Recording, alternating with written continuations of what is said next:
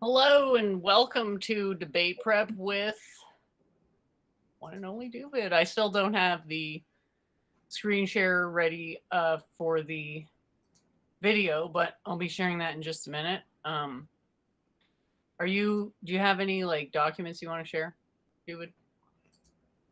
No documents tonight. Yeah, thank God, glad to be here. Good to see everyone. Passover holiday. So Jennifer messaged me and told me she's going to be on Modern Day Debate tomorrow night, debating evolution. So it's a happy. Let's do a Thursday night debate prep. So the future week in review. Maybe we'll discuss that also. But um, you know, she had an appearance on Modern Day Debate, so separate from week in review. Thought we'd come on and do a debate prep. Proper preparation prevents poor performance, and probably a good strategy to even fully prepare the first opening statement, to have it largely prepared and rehearsed if she wants to go over that, and maybe she has the PowerPoint from the last time and wants to update that. And I got new thoughts related to some of the research I've been doing on the theory of evolution, and specific to maybe what we were debating, talking about last time about model theory and the demarcation problem. What is a theory? What is a scientific model? What does it entail? And that might take it in a slightly different direction than the strategy she used last time. I think was against Mark Reed. I thought the last time I debated evolution was against the guy who ended up like basically agreeing with me. Yeah, that didn't appear like a debate, and I'm not even sure he was. But I think that was actually like after. I mean, maybe I'm remembering it wrong, but I thought that was That was after Mark. after But it Mark doesn't Reed. matter. But like that debate basically didn't happen because I just remember like not really mentioning anything that I prepared because we just ended up like chatting not about how much we agreed about everything. Not that there's anything wrong with that, but it is a debate channel. But yeah, I've got my PowerPoint up there ready to go. Okay, so here's the story. I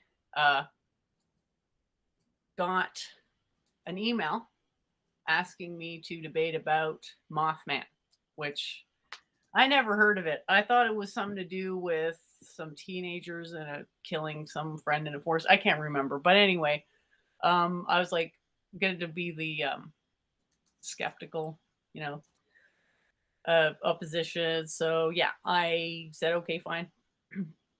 Sounds like fun, like just for the opportunity to have platform, I guess. So thanks, Modern Day Debate, for thinking of me. And yeah, I guess that didn't work out because the person I was going to go against, not sure if I got their name, decided they're only agnostic on Mothman.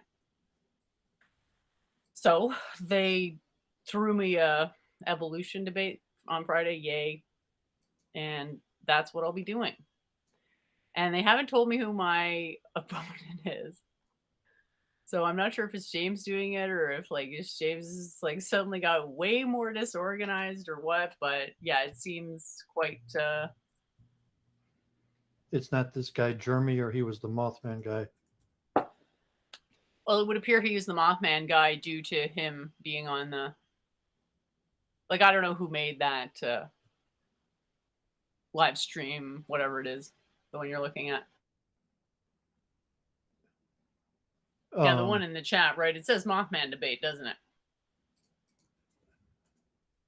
yeah, and it looks like they have another debate for tomorrow night, also later, on Trump. But yeah, I'm just looking here. Mothman looks like I'm the opening act. Nice. well, I think they're two separate scheduled, so it's not like a double header on the same link. There might even be a break between the two because it's like 8 o'clock and then 11.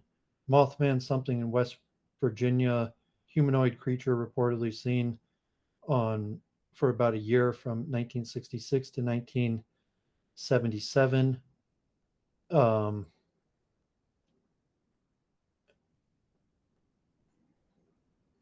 Possibly related to like Batman or something.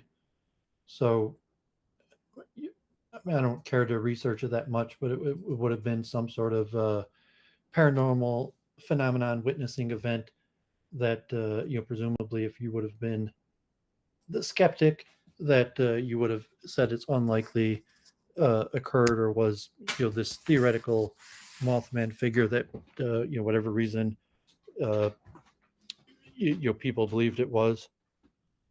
But yeah, it sounded kind of like a weak topic, and maybe like a T jump, kind of just enjoying debunking people or showing people logical fallacies or If I trying don't to. want to, if I refuse to do those kinds of debates, I'm kind of like being a bad sport.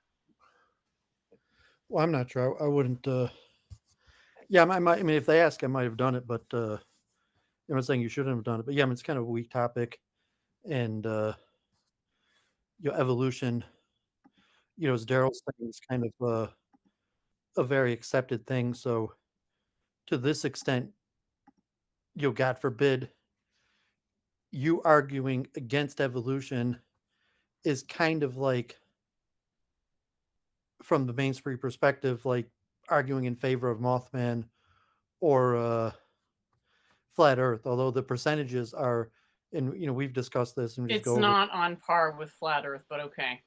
what we go over in terms of popular conception that among Americans, only about half of Americans believe in evolution. However, among the academic elite, um, and the intelligentsia, aristocracy, it's in the high 90% of people that believe in evolution. As opposed to, so something like Mothman or flat Earth, in academia, the percentage of people that reject evolution is about as small as the amount of people who would believe in something like Well, because there's Mothman. actual evolution departments.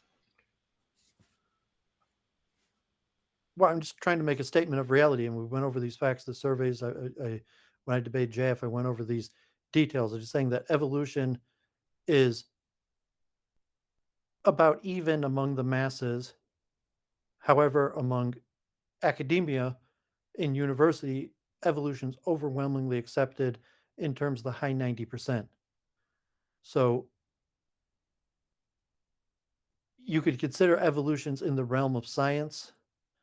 And so when you're rejecting evolution, you appear to be someone who rejects science, in the same way where if you believe in Mothman or flat Earth, you also appear to be someone who rejects science. Sure. Yeah. Sure. Yeah. Sure.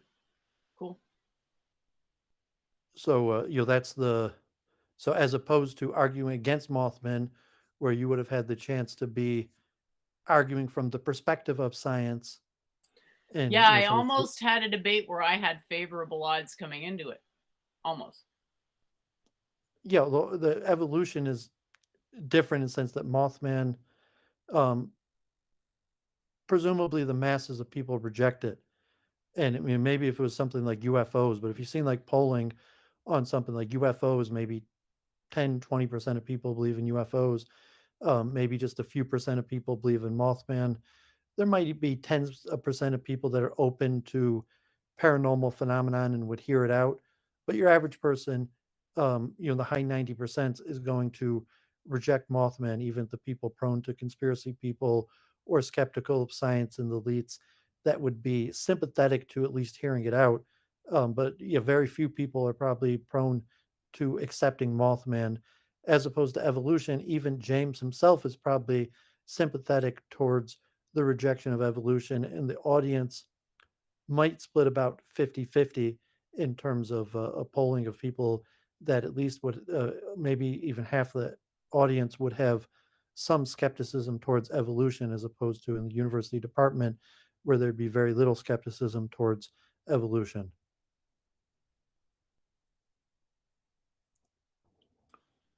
Yep. Um, and it's also kind of related to our arguments about what is a scientific model in something like Ayurveda, where you can have some sort of clear definition of the demarcation problem of what is science, what is pseudoscience.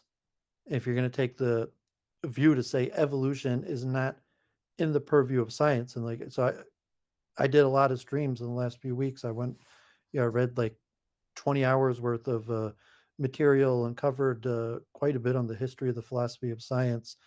And, um, so biology is problematic as a science in general. And we'll talk about that hopefully at length about the nature, what is a scientific model, and why is the theory of evolution problematic? Like Jennifer wanted to claim for the demarcation problem, where if the model makes predictions, it's scientific. However, that's not generally the accepted. I mean, it's unclear whether there is an accepted, There's demarcation. probably varying sort of connotations to the word science. Like, obviously, there's going to be people who tout words to bolster their position all the time. Whether biology is a science. I think what it really comes down to is the individual philosopher is going to have their own, I'm going to say definition, but really it's special context use. Every philosopher is going to have their own definition of science where they're going to, if you want to be a philosopher, you kind of have to say, this is the reason why this is the number one reason why it's science. These five things make it science, but this is at the top of that list, for example. That's my opinion there. Well, Um, that's what we were arguing last time, which I thought was problematic in terms of me trying to insist that Jennifer has a metaphysical theory, not a scientific theory, and even why someone would well, the think. thing is, like, I would agree that it's I'll metaphysical, make but the then second point I to would say say that why the science you is would even think, metaphysical as well. why you would even think that being scientific would bolster it, that you have a stronger credibility Because if it if makes it. predictions. I mean, that's the way I'm looking at it. It's like, what's the utility of it? The predictions it makes, and it makes things make so much sense because of the predictions that it makes. You don't have to worry so much about being wrong, if that interests you.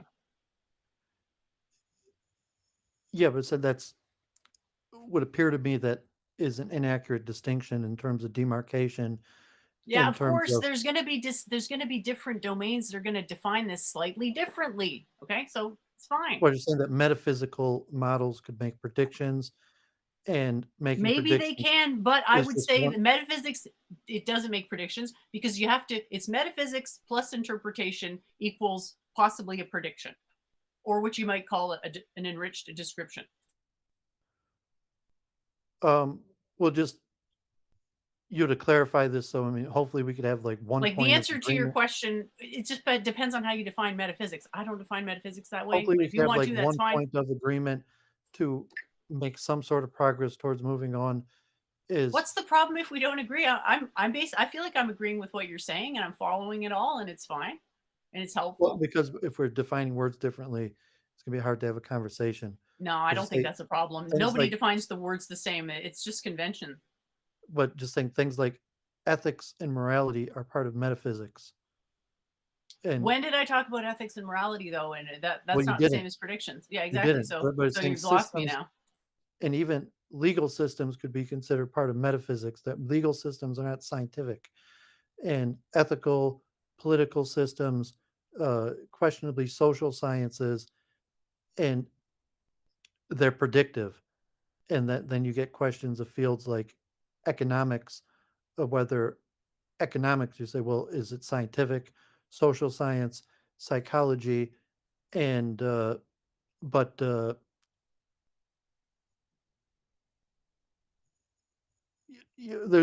we get more into it in terms of what exactly is the model, but just the point is that it's questionable whether biology is accurately included as a science.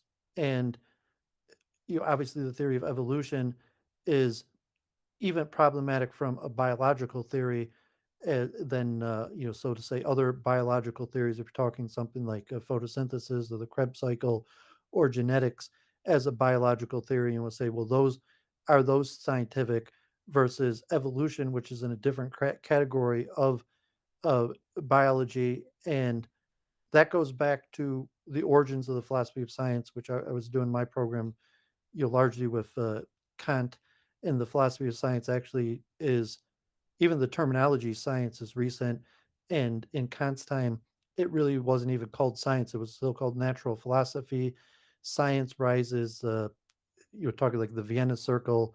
We covered a little bit of that, but this concept of science is more modern differentiation from natural philosophy. And the problem with biology in general is that it's teleological, is that unlike physics and chemistry, biology has a purpose, and it's questionable whether science has no purpose. And biology describes systems and functions Well, that what have about medicine? I always thought biology was easier to pass off as science because of medicine. It's like medical science, that's science. But and you're doing this medicine on biological organisms, therefore, with that kind these of thing. distinctions. So, like modern day, the terminology is loosely used, and it's used institutionally. So you have an institution of medical schools and a medical profession that is licensed, and they use the terminology that we were arguing about. Um, I wasn't even necessarily arguing about, though. I was just trying to, uh, so explain the facts on the ground in terms like Ayurveda uh, versus what would be considered scientific medicine. And so institutionally, the terminology is scientific medicine. And what that means, well, it's the institution, they control the terms, and there's a license that they control. And if they use scientific medicine as some sort of gate or boundary demarcation to it's political, but historically, no. I mean, medicine was separate from the sciences, and it's only in the last 100 years where medicine has been considered scientific, and it's problematic in general. So, I mean, most people today, they don't know. Like I cover on my stream, I didn't mention it. There's really only a handful of departments in the whole world that even have a field of the science of philosophy of science. University of Michigan had a program, just a minors program, and they canceled it. But there's like less than 10 programs across the United States that have even a degree in the philosophy of science. And most people don't even realize that this stuff is philosophically problematic. And so there's an assumption, a false assumption of people that just aren't educated in philosophy to understand that there's a problem. There's a problem with biology. There's a problem with medicine.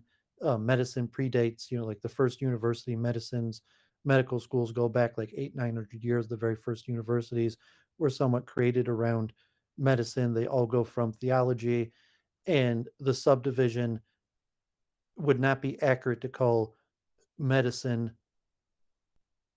scientific because medicine predates science, and then the modern medicine's medical school really only goes back 100 years in the invention of what we would call scientific method medicine, which in theory would be the application of the term science just means the application of the scientific method, and that's unclear what is even the scientific method, but the general outline of hypothesis formation, testing, falsibility, theory, reiteration, peer review, falsification, and I went over on my channel in depth of these processes. So even though it's unclear, it's not rigorously defined.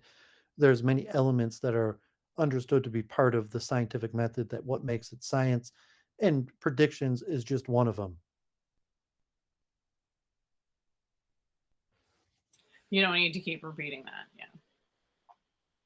Um, and so like evolution, and we've argued this before also. I've talked about predictions of the future and also predictions of the past. So evolution is one of those that more makes predictions of the past than the future, which if you want to use the word prediction like that where it's explaining the past, uh, but from a skeptical point of view, what evolution does is it kind of sneaks in theology into biology to solve the problem of why biology was never considered scientific. And because there's something unique about biology that goes against the principles of science, where clearly biological functions have a purpose. and scientific laws are not purpose driven.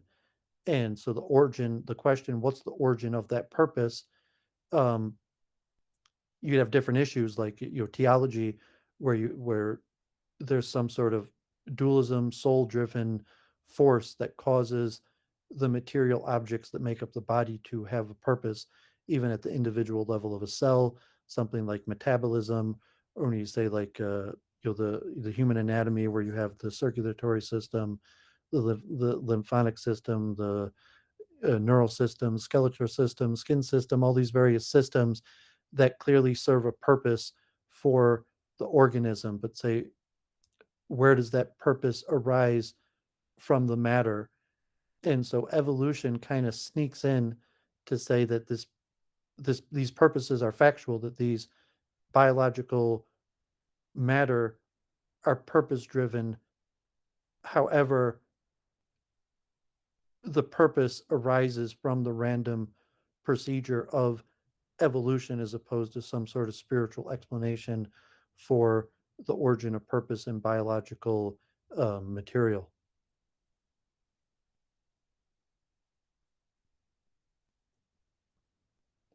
And I think Okay, so the guy you spoke to was making that point on like that's where I started to look into theology, was that last conversation you had on evolution on modern day debates.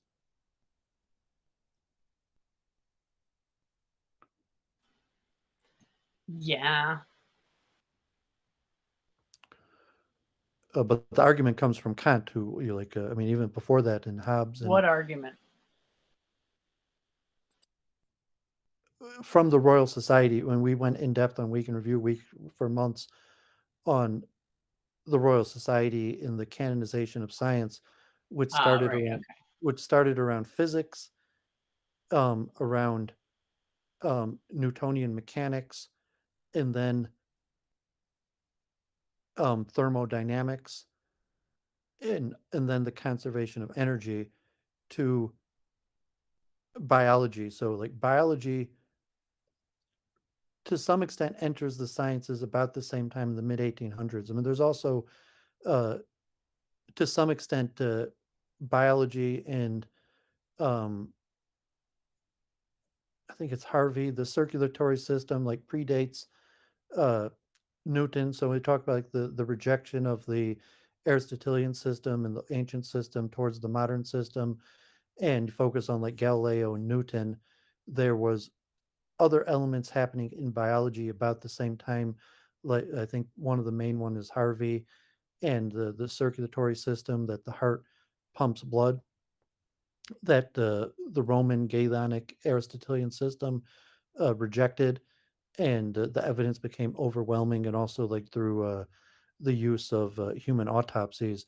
But the evidence that the heart pumps blood became overwhelming about the same time as Descartes. And then also with the invention of the telescope, with that Galileo and the telescope, you also have the microscope and the discovery of the cell. However, biology was not at the center of the Royal Society of Science till the 1800s, and even in the 1800s, the role of biology. We talked about that in terms of Helmholtz when I talked. I don't know if you remember that when Helmholtz was touring the Royal Society, and the question was, could these unification principles be used to describe biological functions? So that was still like into the late 1800s. There was a question whether biology is scientific.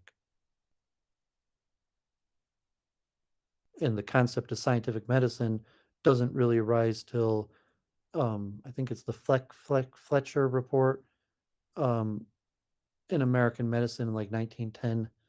But scientific medicine is barely 100 years old, and the acceptance of biology as a science dates to the late 1800s.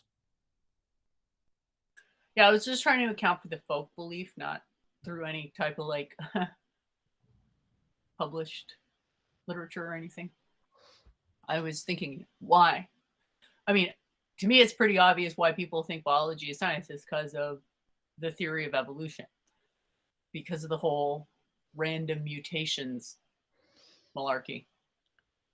Well, and that's unfortunate that you think like that because that's probably a poor way to think about it. I mean, that might be the most well-known biological theory, but like, no, I mean, the question of science of biology refers to the core components of biology, like the theory of metabolism, ATP, ADP, photosynthesis, where you actually have scientific theories of, and that comes to Helmholtz, that you before that, where energy conservation, where we mentioned on Week in Review at length, that I called the second epoch of canonization of science, was when they centered around the energy conservation energy principle for conservation, because in Newtonian's time it was like force and inertia. And even at the time of Helmholtz, if you remember, Helmholtz still wanted to use the conservation of force and was convinced by the British empiricist to use energy and changed his mind and accepted energy. And that's what kind of unified the continental German rationalist and the British empiricist around the conservation of energy. And with that conservation of energy came the birth of biology about the same time, a little bit after, like Lavoisier and the periodic table, where you had major discoveries like the Krebs cycle, photosynthesis, that metabolism, where this concept of like thermodynamics, energy being conserved, people eating and transferring the energy, transferring the food into energy, and then also the Krebs cycle and ATP and oxygen being needed. That these things really come in the late 1800s, and those are your main like basis of the science of medicine related to metabolism and the conservation of energy. Evolution is, I mean, so if you just accept that, like like the point where you're adding things like metabolism as a scientific theory, um, is an easier addition than something like evolution, because something like modern day, we'll call scientific medicine, to many extents meets the full rigor of the scientific method. Like if you question um, the Krebs cycle or photosynthesis, I'm sure if you're familiar with those, or if you work through those, Yeah, or if you, sure. It's the standard digestion cycles and but I animals mean, and its plants. basis is the conservation of energy.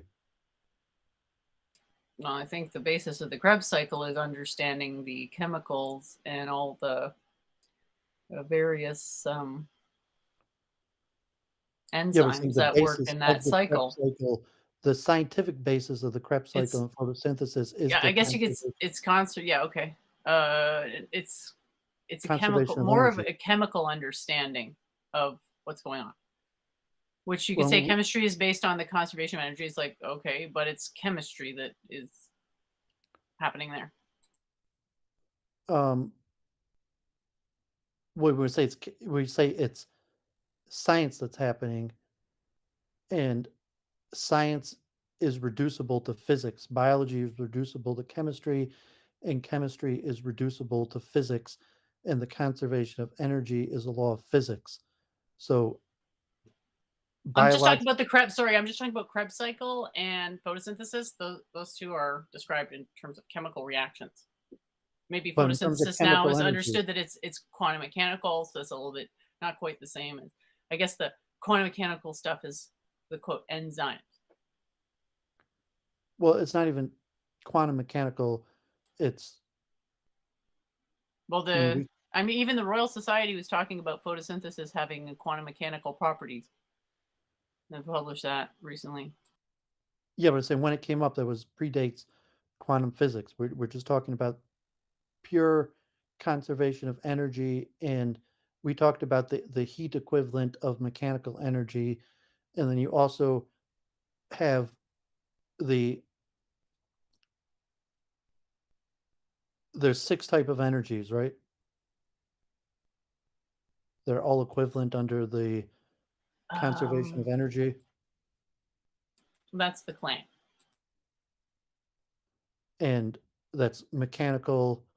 Um, I forget if potential is part of mechanical or if it's a separate chemical, electromagnetic, uh, chemical, and nuclear. And I'm not sure if quantum is under nuclear, if I'm missing one.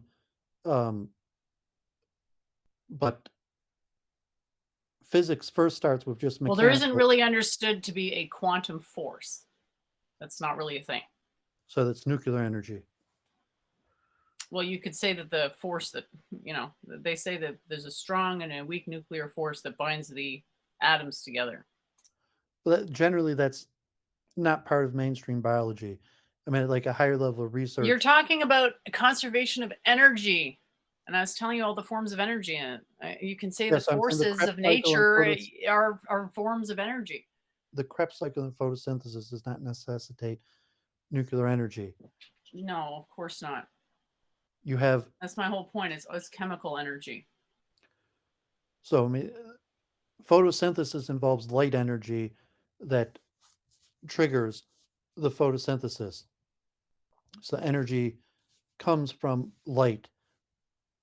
Although I'm not sure in terms of energy conservation, like I'd have to refresh my science of how energy is conserved. But I mean, the principle of the Krebs cycle, which would be for um, photosynthesis, is for plants, and then you have eukaryote cells that are the basis for animals that use ADP, the Krebs cycle, and that would be through metabolism. That so plants get their energy from the sun, as where animals get, or eukaryotes in general get our energy from. And I apologize to the crowd if they find this like ABCs of biology, but yeah, like I'm gonna have a point Yeah, why soon. the hell are we talking about this? This is incredibly boring and Well, irrelevant. well, no, it is relevant because to say that the question is biology in general scientific versus is the theory of evolution scientific, and I say so to say, I'm going to deconstruct that because the claim is that the theory of evolution is a scientific model that makes predictions, and yeah, but you're it's going going about it. further than that. And it's saying, I was one of the things I was thinking is saying like trying to interrogate them on scientific realism, like do Yeah, they so the think reason I that got through this science drawn out theories really process, represent reality as it is, and then take them on another thing, which forces them to conclude something else is also the basis of reality due to something called direct realism? And then just say, oh, it's a contradiction, but actually just say it's two incompatible simultaneous well, I'll finish my processes. point in a thing because kind of like how Jennifer's throwing in arguments at the point, because people really haven't investigated this in terms like the history or philosophy of science. So I'm saying the basis of scientific biology is largely the conservation of energy, and that comes from standardized, we'll call the mainstream theories. Some of the first things anybody who's taking a biology class learns about, which is photosynthesis and the Krebs cycle, and then almost all biological functions could be reduced to the Krebs cycle in energy conservation. That all biological, organic, biochemical functions could be reduced to a conservation of energy.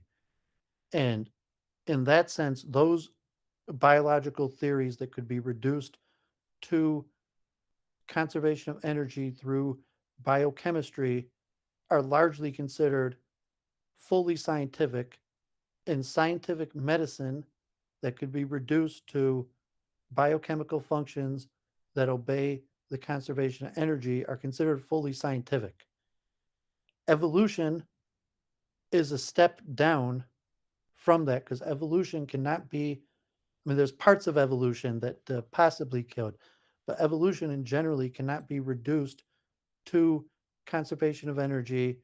It's not separable in the sense that it's a more comprehensive theory that is weaker than mainstream biological theories like a biochemical process that could be reduced to the conservation of energy, isolated, repeated, tested.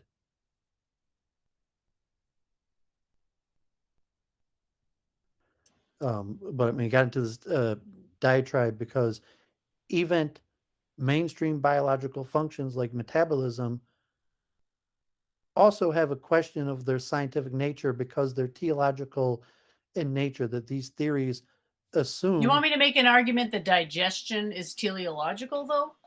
I hope that's not what you're suggesting. Well, I guess I'm not sure if I'd phrase this in terms of an argument, but because yeah, I mean, I want you to make an argument. I don't think you make an argument, but you should make some sort of precursor framing of what is a scientific theory, what is a scientific People model. don't even understand evolution, the theory. Now I've got to go to a level of abstraction past a theory people don't understand. I don't Yeah, see but the this may point in be that. poor strategy for the debate. So I was more saying kind of like factual, like I started off. There's only a handful of departments in the whole world that even universities that even have a philosophy of science department. Very few people even know about the field or anything about it. And yeah, may be extremely difficult in the modern advances like model theory are extremely complicated, and depending who you're talking about. But I think that is the high level of the debate. So if you're just looking for a strategy for The based on a high level trial, of the debate is how much scientific prestige biology has to other sciences. I didn't use the word. No, I'm talking pure science, and I'm trying to get into the technical terms. What is a scientific theory or model? What is the difference between a physics model, a chemical model? Looking at these as tiers. The highest tier is a physics model, and the next tier down, a chemical model, and the next tier down is a biological model, and then a purely biological theory like evolution that is a meta biological theory that's not based on biochemistry, but is a meta model assuming the substructure of biology as a science. So there's many problems to evolution. Like first you have to accept biology as a science, and then you have to have a meta theory of biology to come on to evolution. Um, and I don't know if even if you want to frame it this way, or if it even makes sense to, but just to try to explain it to you. And then so the question: what is a scientific model? What is a biological model? And what is the evolutionary model in terms of saying? Then how can you assess the truth claim of the model of evolution? Is it Yeah, scientific? let's Like, have a conversation about truth as an abstract concept on modern day debate. That will go well. well, I mean, saying God forbid, because it's like the Mothman, saying that like it's not. So you have to choose your debate strategy. So in terms of your Well, introduction, I guess I kind of wish I knew who my opponent was, but barring that possibility, I guess I was just gonna give like a 5 minute well, presentation, I guess. I mean, ideally, I would have 15 minutes to talk. So I might ask for that. But then it's awkward because I don't want to be talking for 15 minutes and then my opponent like doesn't say anything. I hate that. it And then doesn't they, matter though. I but mean, saying if I'm you not going to walk into a situation. I already know I'm going to probably have to do more talking than my opponent because I'm taking the unpopular position. well, it depends on your opponent. If your I opponent's don't need to knowledgeable, heap on a bunch of, extra reason to say more than my opponent. I'd well, like to keep it like it was with T-Jump. It's like, about talking about the same amount. if you're assuming you're going against a newer streamer that has less education and less streaming experience than you, and that you'll probably take a lead in the debate as opposed to the likelihood you're going against a senior streamer who has more education and streaming experience, that they would take the leading half of the debate, or just you possibly someone that has less streaming experience but still will steal the majority of the talking time and steer the direction of the conversation anyways. And that's unknown because you say you don't even know who you're talking to. But I mean, saying that, like, is it possible it's going to be Mark or Theo, or something like um tomorrow, I forget the guy, Theo or something, or Mark or something. Is it possible it's going to be them tomorrow when it comes down to it? Arguing for evolution? Yeah, so you have no idea. It Unfortunately, could I be don't. it could be like last minute it turns out it's going to be Mark again, Maybe. or Theo or something like that.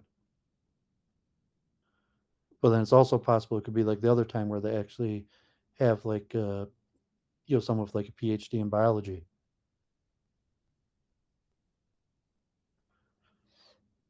But I would say that's irrelevant because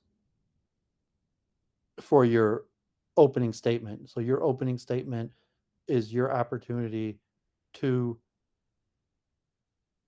speak directly to the crowd. And that's the most likely, people watch, they're most likely to start with the opening statements. People who join in later, but anyone who's going to take it seriously is going to start with the opening statement. And that's the time for you to directly make your points across to the crowd, regardless of who your opponent is or what your opponent says. Just your podium to give a 10-minute speech on the topic.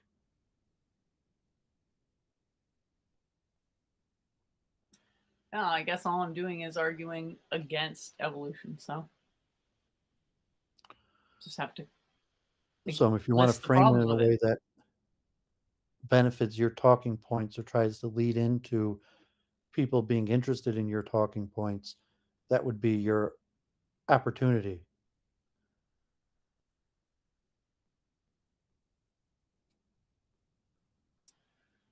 Okay. And then also, you'll say the conversation where presumably your opponent will be listening intensely and to that point, and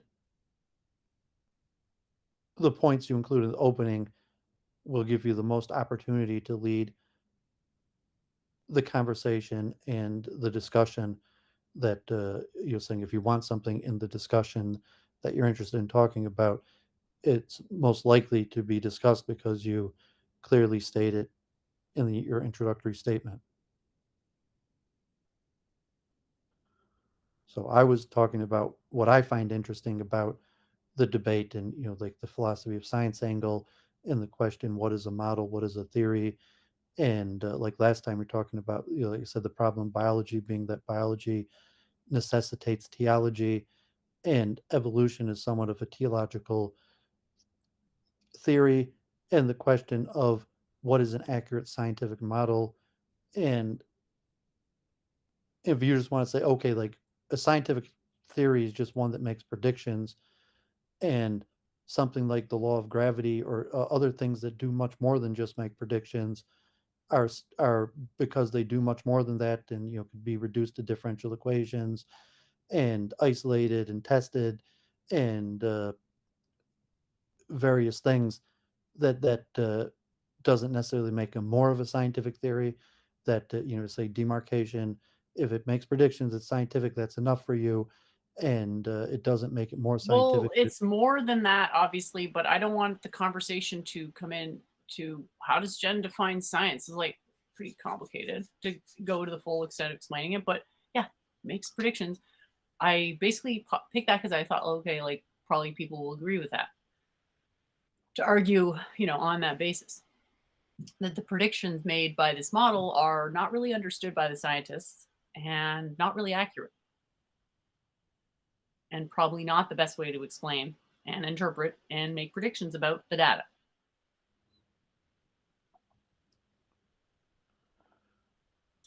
So yeah, just looking at this older slideshow, it'll probably simplify this a lot.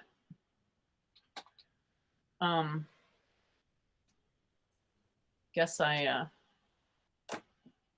was really focused on the prediction. I guess I don't know what to focus on other than that for science, other than metaphysical parsimony. And I don't want to do that because that would be even harder to explain than the science thing, which I think is pretty clear already. A lot of people are struggling to understand.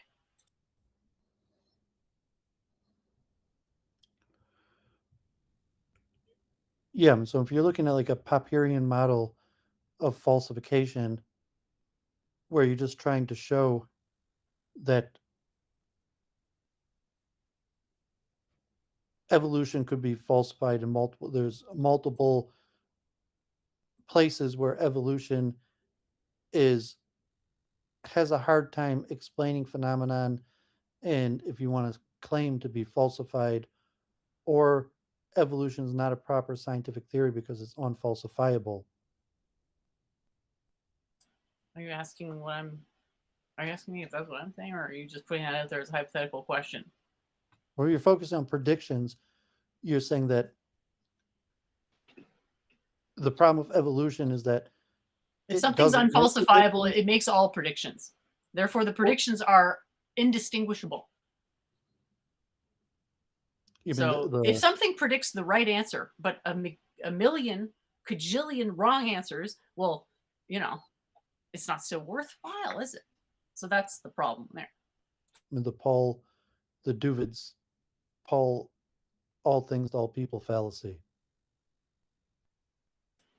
A prediction is an abstract concept, but when we talk about it in the context of science, there's a lot of metaphysical baggage that's inherited with saying something like prediction, and it's a good shorthand because it's very accurate. It encompasses that it parameterizes the system and mechanically decomposes it from in a manner that reflects the forward direction of its motion. So to me, I don't mind using the jargon with the philosophy crap about unfalsifiability, even though clearly there's issues. If I'm going to assert that language doesn't convey meaning, the concept of unfalsifiability then has problems, but whatever. I'm fine with that because I can just use the sense of the term unfalsifiable in the science sense.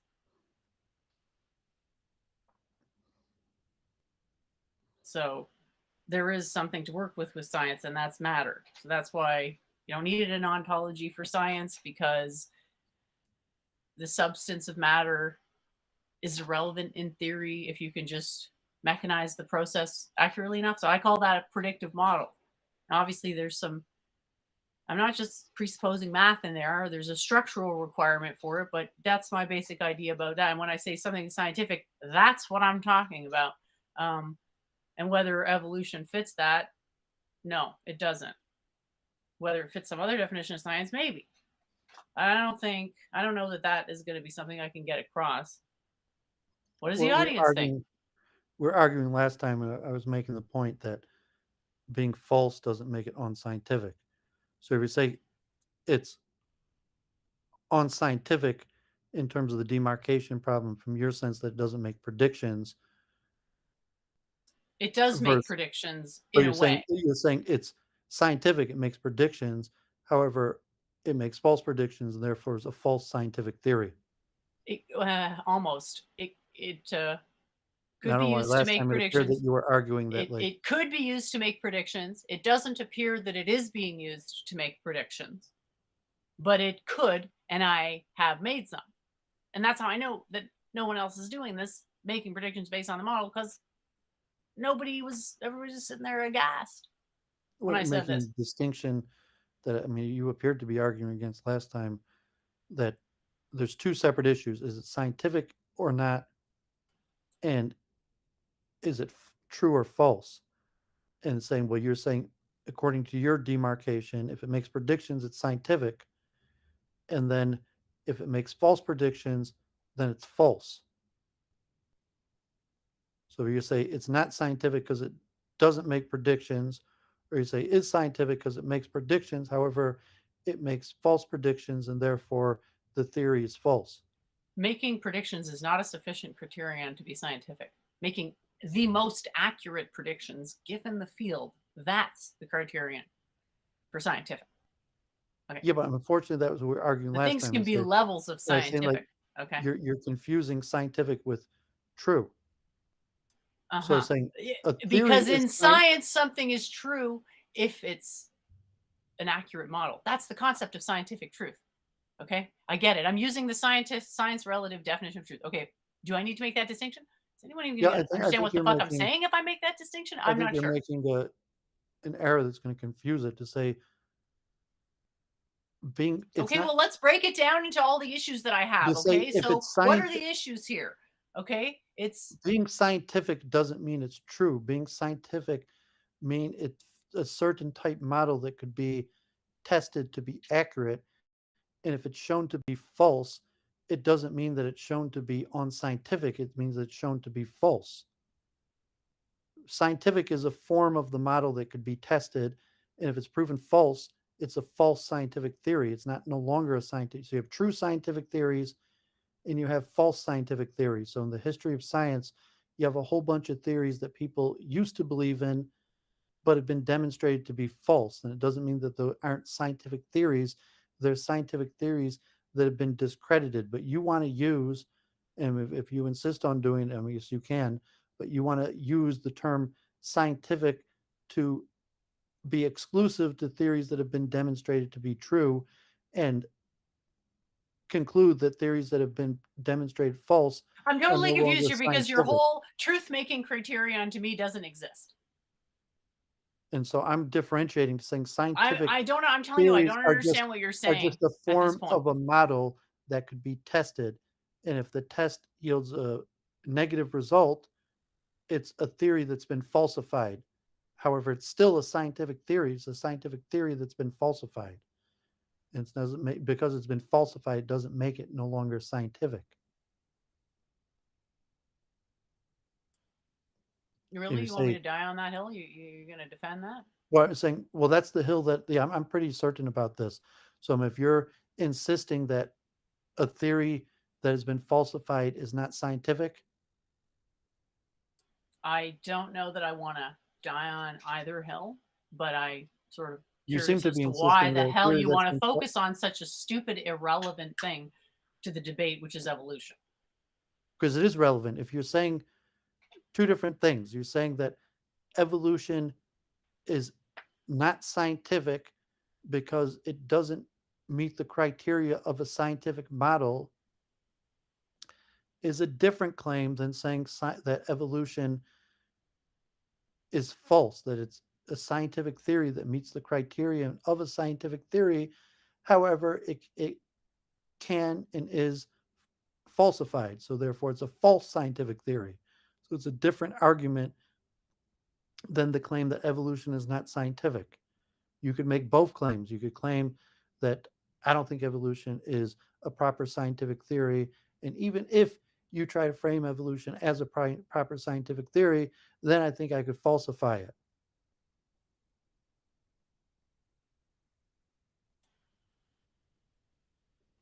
Okay. Yeah, so I'm still pretty lost, to be honest. The concept of a model being falsified and then still being scientific. Does that mean that all the stuff we used to believe about science is still a model for science, but it's falsified? Because that just sounds weird. That means that like Plato's No, elements are I would almost be insistent that falsified science. that's the correct, at least historical philosophical understanding of science. So the previous theories that have been rejected are just that. They're scientific theories that have been falsified and rejected. That doesn't diminish their status to all of a sudden being unscientific. Yeah, here's the problem though. When you say falsified, you're slipping in that it was an institution that did it. That's what it sounds like to me. No, And falsified then by it slips in that, oh, well, because the people in charge said it, therefore it's true. I am not going to be able to do that, nor should anybody, by the way, especially if you're claiming to be arguing from first principles. So, yeah, there's a problem there with what it means to falsify something. If it doesn't mean, doesn't make prediction, what does it mean? Could be something else. So yeah, I don't want to make this more ambiguous than it already is.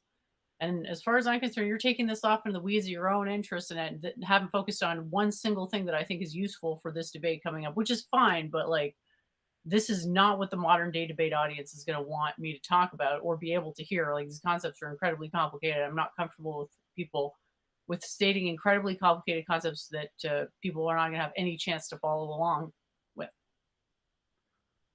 Oh, well, I mean, the only part in relation to you, I mean, these concepts are you're probably beyond almost anyone who watches modern day debate.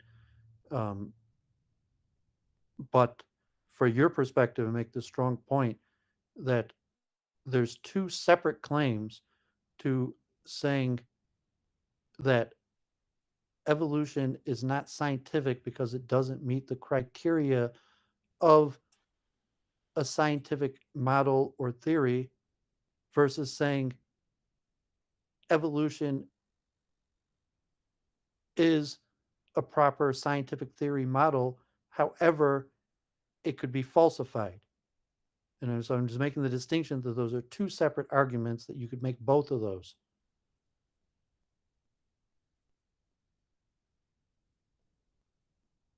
And I'm not sure if you're Yeah. losing me on that, or Oh, I get it. I wrote it down. Evolution doesn't meet the criteria of the science model, and evolution is a model that can be falsified. So to me, those are not necessarily different things. But okay, you could say yes, they're I'm making that's the different. I Now, keep on my repeating that description of my issue is that those are here's distinct one. separate I've got a lot arguments. of problems with this theory, but one problem with the theory is that it's not used to make predictions. It's used to make rationalizations. So it can't tell us about the future of evolution. It doesn't have any way to do any inference like that. Yes, so that from the distinction I'm making is that argument that you just said is evolution is not a proper scientific theory. As opposed to say, well, evolution makes predictions. However, those predictions can be falsified. Then there's demonstrations of how those predictions have not came to be. So evolution is a false theory. And I would recommend making both of those arguments. So you just have to frame or clarify how you're distinguishing those arguments between it not being a proper theory versus being a proper theory, but not uh, but the um, not following propositional logic in terms of the propositions making predictions and then those predictions uh, being false.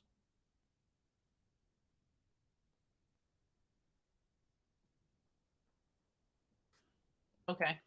And so if you're just clear on your logic when you're arguing that, because you're arguing two contrary logic claims, you're saying it's not actually a scientific theory, and then maybe you're arguing, well, it is kind of scientific theory and it makes these predictions. However, the predictions are false.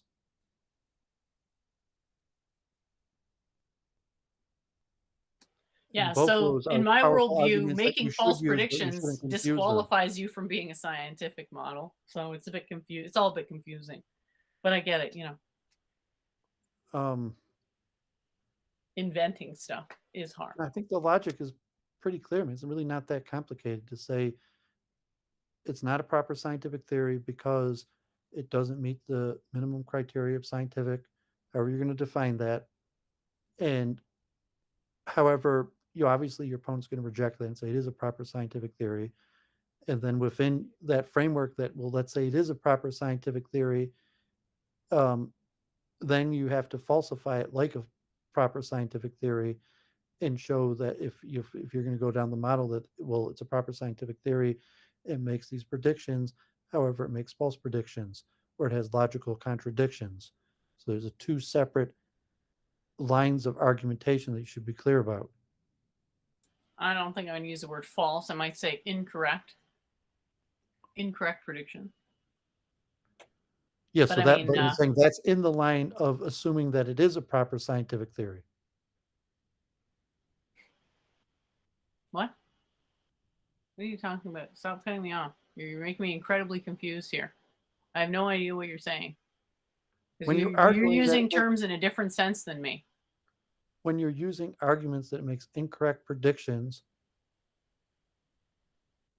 that's under the assumption that it's a proper scientific theory. So in your That's opening, under the assumption that it's a predictive model. if So you're, unambiguous predictions equals something you can verify with a test. so your That's the opening, art of science is unambiguous predictions. so in your opening, you could be clear that you're making two separate strains of arguments. That one, that evolution is actually not a proper scientific model that makes predictions. In reality, it rationalizes and falls for the all things to all people fallacy. Um, However, obviously, most people do think of evolution as a proper scientific theory that makes uh, predictions. And under that, you're going to show that the supposed predictions that the theory makes, um, at least some of them are incorrect, or I use the terminology, the Popperian falsifiable. But that in your opening, you should be clear in your phrasing that you're making two lines of argument. One, that it doesn't actually meet the criteria of a scientific theory, however you're going to define it. And then, for the sake of argument, assuming that it does actually meet the criterion of the scientific theory, which you reject, it does, that it is incorrect and makes incorrect predictions and is falsifiable. I hope you're not saying that those two positions are incompatible somehow. But you're not saying that, right? Just checking. Well, they contradict each other. So that's why you have to clarify that. Only in your strange interpretation of it. No, it's not strange. This is like the straightforward. Evolution not meeting the criteria of a science model and evolution being a model that can be falsified, those two things in my worldview are completely fine if they coexist. There's no contradiction there. So you trying to make out like there is one isn't going to work because I don't agree with you on contradictions, interpretation necessarily here. We think that evolution is not from. I mean, I don't know how you would phrase it if you want to put it in terms of predictions. It's hard because I would say that evolution is true. This model for it is not accurate. That's how I would word it. And it's so inaccurate as to be basically, I don't want to use the term unfalsifiable, but that is kind of the sense that I'm after. It's just like a description, basically. It's like, oh, we put these in a category in a tree diagram. So that's the basic kind of position. Yes, I mean the Popperian sense, it's not a scientific model if it's not falsifiable. So that's the two strains of the argument. Evolution is not a proper scientific theory. It's unfalsifiable. It you basically gives everything to everybody, and therefore you can't even falsify it because it's not a proper scientific theory. Versus saying, well, most evolutionists do actually hold that evolution does make some predictions, and so you're going to propose or argue about certain predictions that most people agree evolution makes, and then try to show that evolution will I'm make sorry, false but predictions. I'm not sure if there are any predictions most people agree evolution makes. Like, does most people have an opinion about the predictions of evolution? Possibly, if there is such a thing, it's that there's an increase in complexity over time from the level of the organism. I seem to remember I couldn't even get an agreement on that level in my one debate on MDD, but maybe I'm remembering it wrong. Well, I mean, so generally the framework of the evolution, pro-evolution side, will be the model of natural selection, genetic replication with errors, and occasional errors that have benefit being selected for through natural selection, and over time, that leading to change in speciation. Yeah, I So in basically terms, disagree with every last one of those things. Those are all completely nonsensical in my worldview. So it would take a long time to go through all my problems with evolution. was saying that the so to say, like like we talked about viruses or bacteria and the theory of natural selection. So say the theory of natural selection is much stronger and is much more predictive, and to some extent could be argued that it's proven that to say that you have a base rate of copying errors, some of those errors will be beneficial, and then you have natural selection where those beneficial errors will eventually become the dominant population. So in that sense, like natural selection is usually widely accepted as a demonstrated um, scientific theory, and it could be tested right in front of you, like in a petri dish, with viruses or bacteria that replicate very quickly. That you could show that they've mutated, and that a new strand has become the dominant strand over even a period of a few days. Like when we were looking at doing the streams on COVID-19 and looking at the next strain uh, charts that showed the mutations in real time. So in that element, like that natural selection part, is reasonably solid biological, what we'll call like a biological theory that could be isolated and On the independently level tested. of virus? Well, just because a virus or bacteria replicates quickly enough that it could be isolated and tested independently. That you or whoever, like if you were in uh like I myself when I was in biology class in bio lab, that we do those experiments that you have you could isolate bacteria or virus in a petri dish and show over a period of days that a new strain came and became the dominant strain.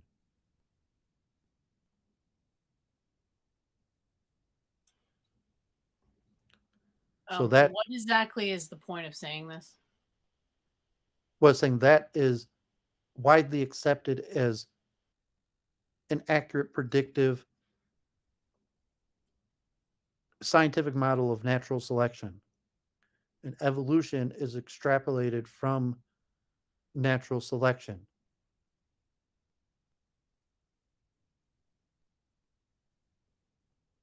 Why are you telling me this? because natural selection would argue is a proper scientific model. Yeah, except it doesn't make predictions. It does make predictions. No, it doesn't. It makes a description. So I don't want to argue with you about this. It does make predictions. And saying the predictions I said, like I in even university biology, we went through experiments where it makes predictions that there will be genetic errors at a certain rate, and some of those errors will And be how do you know there are errors?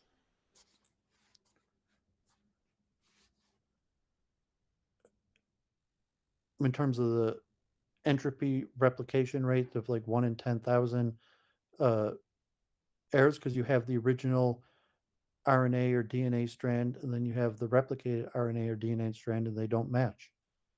Okay, so So you could predict that's that. an error according to this model when it could just be an adaptation, right? So what's Well, I'm your saying point this here? is a testable. You could take a single bacteria or virus and code its DNA or RNA and then replicate it and then show that there are replication errors.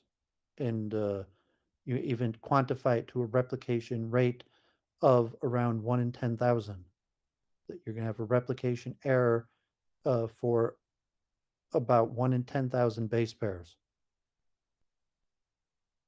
So this is the See basis of how the see how there you presuppose genetic determinism?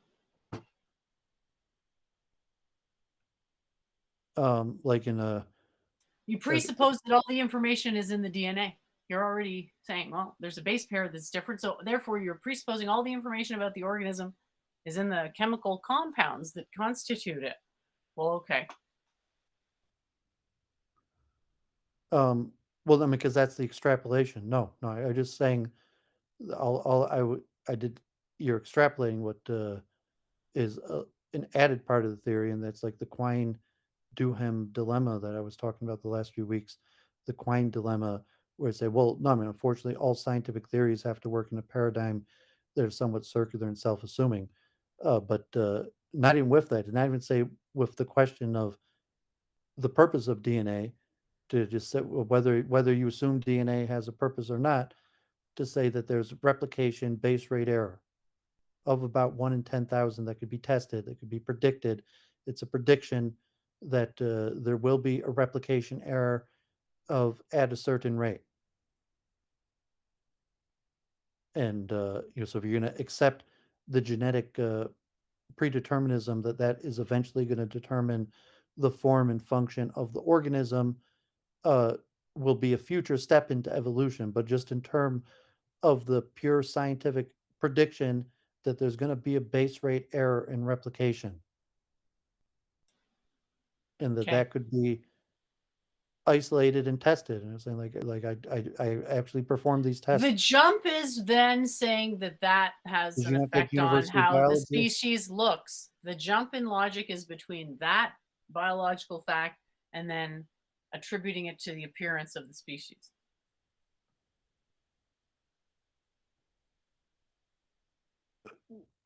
I mean, so what I'm did you take university biology? Yeah, I did. It's mind meltingly easy because it's really just one logical thing over and over. It's the same logic over and over and over again. Did you do some sort of bacteria experiment on evolution? What's the point of this conversation? Like you can just assume I know all this stuff. What did you do in your No, I didn't biology class I didn't an, create an evolutionary biological experiment weapons on? or hazards when I I'm was not. in university. No. I don't know why you're. Um, I don't know why the Well, cynicism. I don't see how the question you're asking can go anywhere good. Because it has nothing to do with biological weapons. It's saying, and usually in elementary biology class, you do an experiment on bacteria uh, that demonstrates natural selection. Uh-huh. So you're just saying evolution, No, I'm saying natural selection. which is indistinguishable from evolution. What you're No. describing is, to me, what I call evolution, which is just stuff changing over time. So, what exactly can you demonstrate with a petri dish other than a bit of evolution? What evolution is an extrapolation of natural selection. So if in What exactly are you looking at in the petri dish that is supposed to validate this wonderful model? And if you by the were way, Daryl, biology is not simple. It's really complicated. There's basically no answers in biology. Some if domains at least have some answers. Biology's got nothing. And the information that it does have is wrong. So it's a bit annoying. so I mean generally that you would find resistance to antibodies or some form of that if you had a petri dish of bacteria and you at least theoretically, like I mean, in your elementary biology class, you're unlikely to, I can give a do really good example of a simple thing. You have the antibacterial soap. You've got some bacteria on your hands. You use the antibacterial soap. It kills 99% of the bacteria. And then that 1% comes back and becomes 100%, of the biomass that was prior represented. Okay. Is that evolution? No. It's what you natural might selection. call natural. That is not a fucking scientific model. That's a description of a process. What is that? It's a scientific model of natural selection. We don't define scientific model the same way. Okay, A so we're gonna have to prediction get to on the say, same page. The one who's actually doing the debate, their definition should go, not yours. well, you know, you're debating, but saying this, I would say the general understanding of the scientific model of natural selection. And so that example, so you're not even talking about a case, See, so to this is say, of just not evolution even in a the fact because this is not even what the claim is. The claim is that there's a change happening and that there's always random variations and that sometimes they end up being adaptive. That's the claim of evolution. You're saying putting on some hand lotion, then reproducing stuff that I'm doesn't actually starting with change. natural That's selection. evolution. That's a you're saying Evolution that's a is built. scientific model? You're saying that's a scientific model. Natural selection uh, as I'm described saying by natural selection the is 1% replacing the 100%, that's a scientific model. To me, that just seems like a straight up consequence of not of accounting principle. That's not a scientific model. It doesn't predict anything. it predicts that, I mean, it predicts what they call natural selection It's that a that description. Descriptions are not predictions. Maybe you want to think they are. Have fun with that. In my worldview, they aren't. A prediction is a specific verifiable quantity, usually. A dis- that's prediction. Description is anything that tells you something about a thing that informs its aesthetic. Okay. no, but it's a We're on the prediction description. in the Natural sense selection is a description. no, it's a prediction. So to say that if you had a Can you petri stop dish, arguing with me? Because I don't care how you define it. We have to define it the way I'm defining it because because I'm I'm the one saying, in the debate. You're when you do a debate, we can define the words the way you want. well, I'm trying to do you the benefit of, That's not helpful. Your invented definitions with I'm no not basis. inventing a definition. This is the mainstream I'm understanding of sorry, natural you invoking selection. the authority of mainstream culture. You know I'm not going to accept it. We want to just pop up like Wikipedia natural selection. Okay, T Jump, you want to settle it with a dictionary? Cool, bro. Let's do it. Well, and so this is just mainstream understanding what evolution is. It's built upon natural selection. It's an extrapolation of natural selection. Natural selection Yeah, clearly natural makes selection on its own predictions. is insufficient to be called scientific. It's just a description. So it would be scientific on the level where it makes a prediction, which is that you're going to have a long period of slow change, allegedly. But I'm saying that model doesn't even predict the claim. There's no way to actually start with the bare bones of the model and get to what it's describing, the random selection stuff. Like that's an axiom too.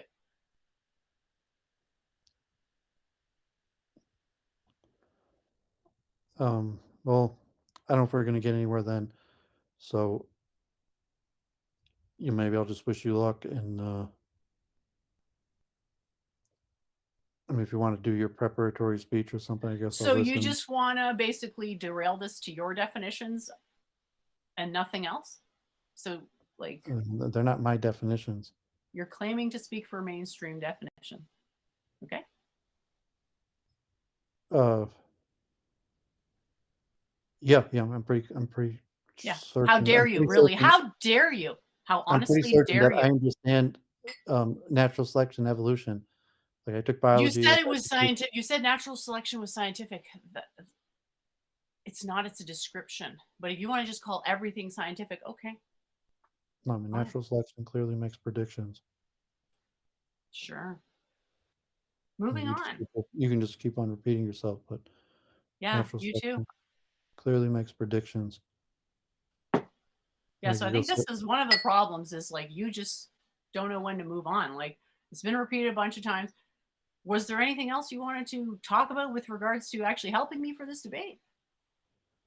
um, no, I don't think I'm actually going to be able to help you. So I mean, I guess I could only help if you want to go over your slides or preparation or something. But you don't seem to be listening to what I'm saying. I don't agree with you. I listened, I heard it, I don't agree with it. That doesn't seem to be something you can understand. And it's like, have you ever had someone not agree with you before and just been like, cool? Because that's literally how I have to deal with most people. So, what's the problem? I don't get it. Like, I don't even know what you're saying and a lot of this stuff. It's like, Yes, I mean it's not a conversation. I mean, if you don't understand what I'm saying, it's not a conversation. So there's no real purpose to me saying it. Well, it sounds like you want to do a debate on evolution. Um, yeah, I kind of enjoyed debating evolution, but I mean, no one's challenged me. I don't think it's. I mean, I think debates are somewhat juvenile, so it's unlikely I will end up doing a debate on evolution. Right. So I was kind of thinking, like, how should I structure the debate for modern day debate? That was what I was thinking about, how to open and whatnot. But I don't want to get too complicated because I don't think people are going to be able to really follow a lot of this stuff.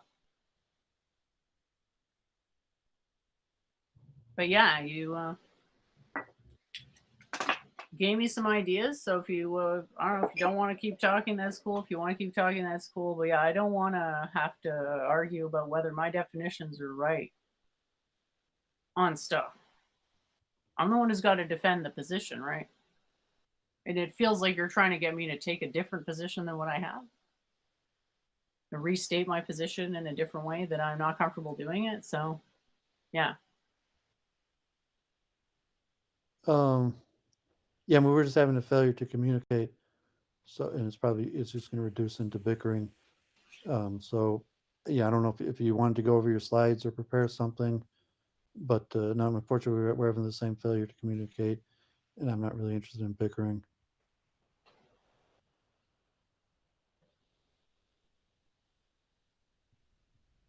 All right. Cool. Well, thanks for coming on and chatting. That was good. Appreciate it. Okay, well, good luck tomorrow night. God bless. Thanks. God bless. Hello everyone. Yeah, so I was thinking for this debate, why not just like sort of thinking maybe psychologize. I have no clue who it is I'm going to be up against, so I'm obviously going to improvise heavily, heavily, heavily. There's like a couple combos I've had, you know. I just think I got to basically focus on strategy. So I don't want it to turn into obviously anything remotely close to something I had earlier this week, which was like basically a bunch of people at once wanting to bully me with their horseshit Aristotelian logic and Socratic method, thus proving my point that it's a political rhetoric tool that is actually abusing logic by claiming that it's possible to represent absolute truth in conventional language itself. You know, cursory brief look into any Eastern philosophy would negate that premise readily. But that's not what this is about. So I kind of want to go off their examples if they're going to like, because the last time I won these debates that wasn't on modern day debate, it didn't go so good. So I'm trying to think like how to keep it positive. And that's all to do with where's the tempo. So I'm thinking worst case scenario. Okay. I do 2 minutes muted, 2 minutes unmuted or whatever. So that was one idea. If it's absolutely like, and I'm really hoping it's not going to be like that because I just don't think it's all that interesting. Like, I think the odd like quip or, you could even make savage burns. Like, I don't like to make too many of those, but I think it kind of goes to like sportsmanship. So it's not a good look, obviously, to get angry in a huge forum like that. But then to express upsetness when someone is abusing you, in my opinion, I don't see anything wrong with that. So then, I'm not talking about anybody is abusing me or anything. I'm just saying hypothetically, if I set a bad example and don't tell people who are treating me like shit, fuck off, and so to speak, and maybe not quite so many words, but if I don't do that, I'm setting a really bad example. I'm saying to people, Don't want to treat me like shit.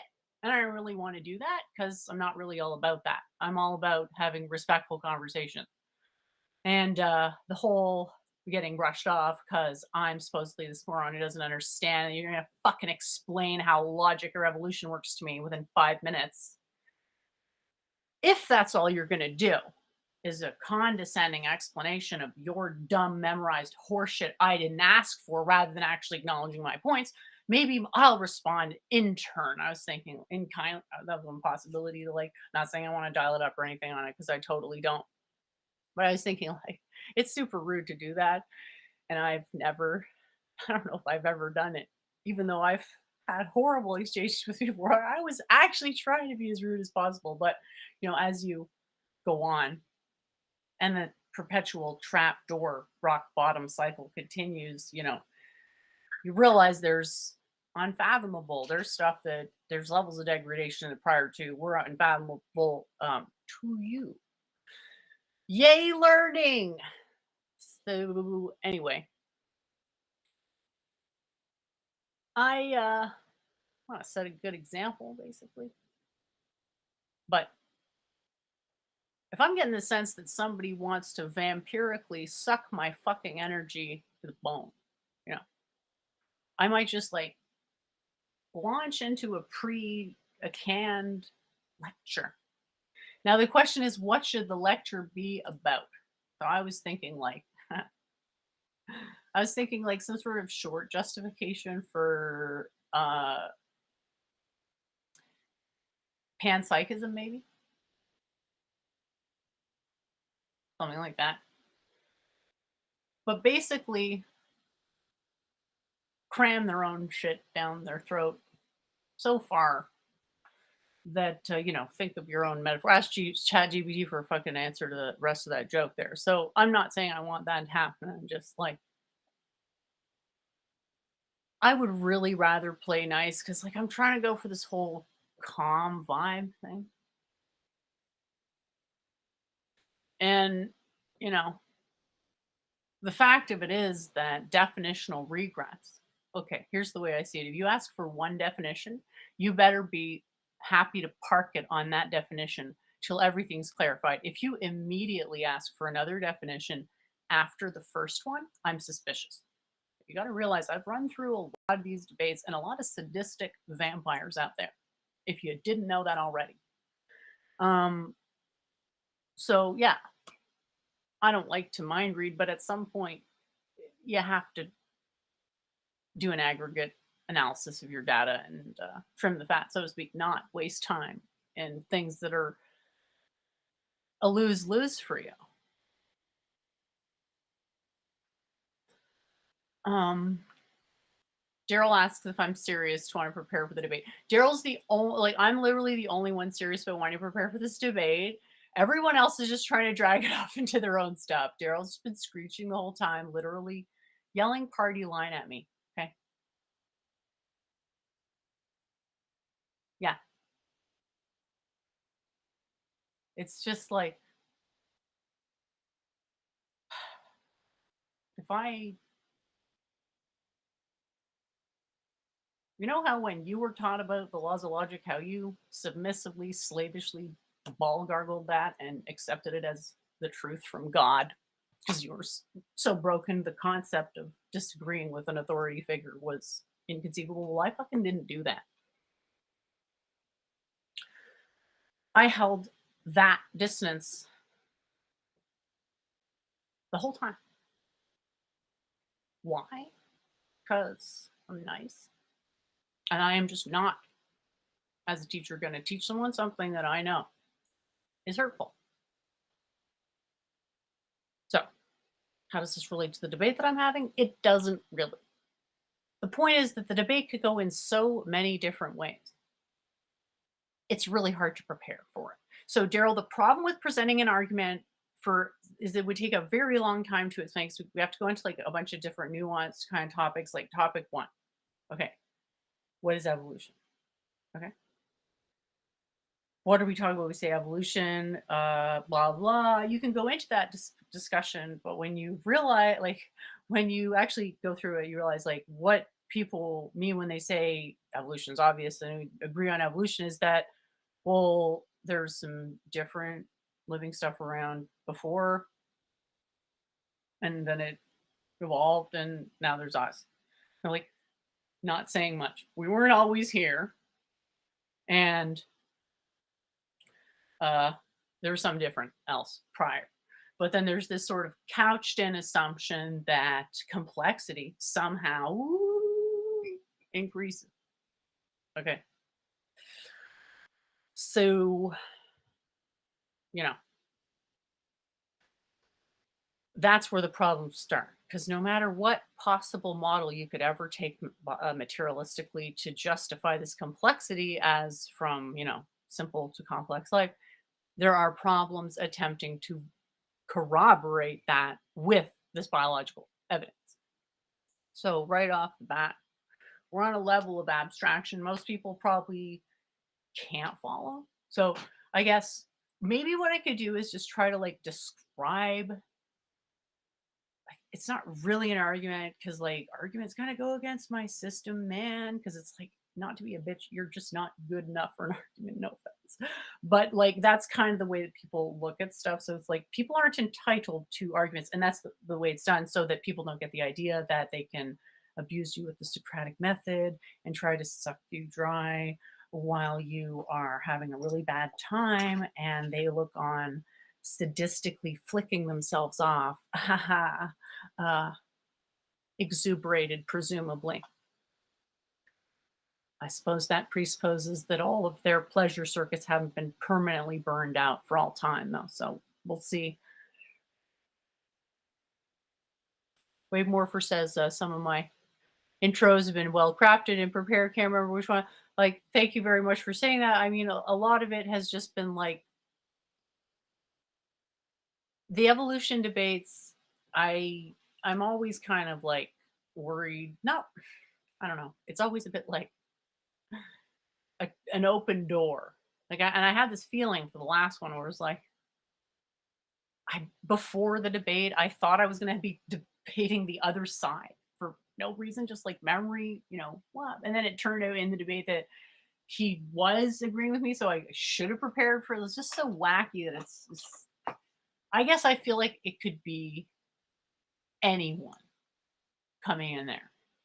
And in terms of the audience, like, what's the option? They're gonna realize they want to learn about this massively complicated metaphysical system that you can use to derive thermodynamics of biology from. So maybe the best plan is just to like bullet point the problems and then say,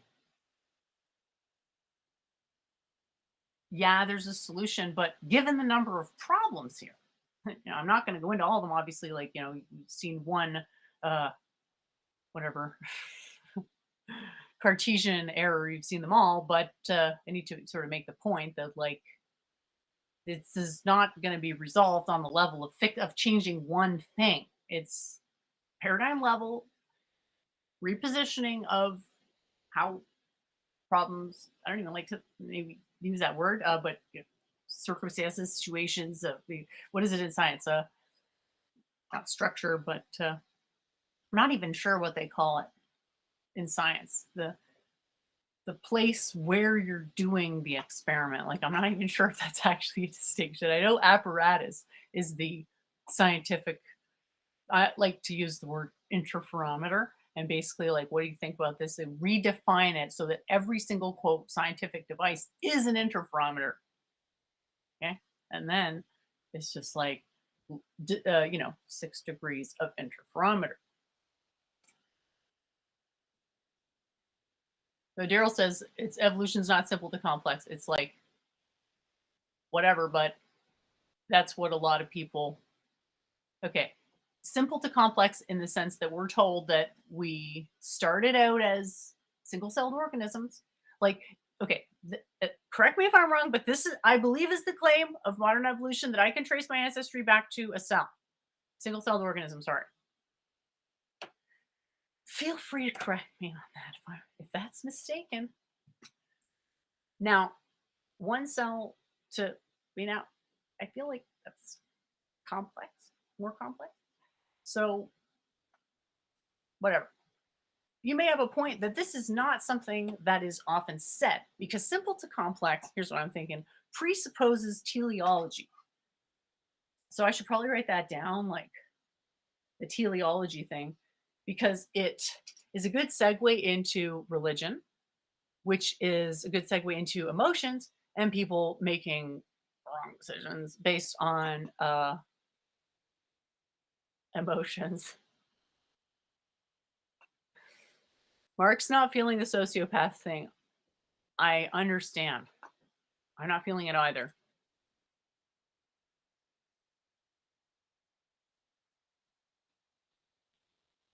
Our minds are a complex dance between convergence and divergence between ideas and perspectives. Yeah, I really like that description. I don't think that the history as animated by ideas aesthetic is as damaging as the like, panopticon god uh fear porn aesthetic.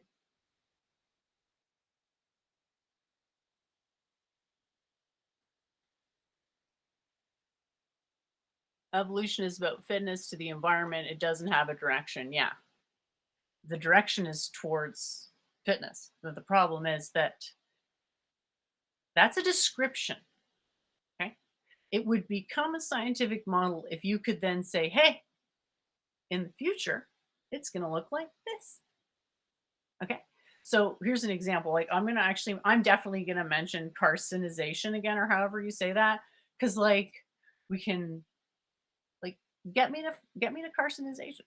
You know what I'm saying? Like if this is actually a predictive model, get me to carcinization, which is the tendency for stuff to converge to the shape of a crab. So, you know, people might say, well, this is just more scientific evolution or more scientific evidence for natural selection. Okay, but that still doesn't make it a model because it's not actually saying how that's happening. So in my understanding, another really important aspect of a scientific model, I remember I have scientific stuff and scientific models, a little different, but a scientific model is something you can actually, tell you, I don't want to say ontologically, but something about the mechanical essence that is changing, that is causing the stuff that you're interested in describing.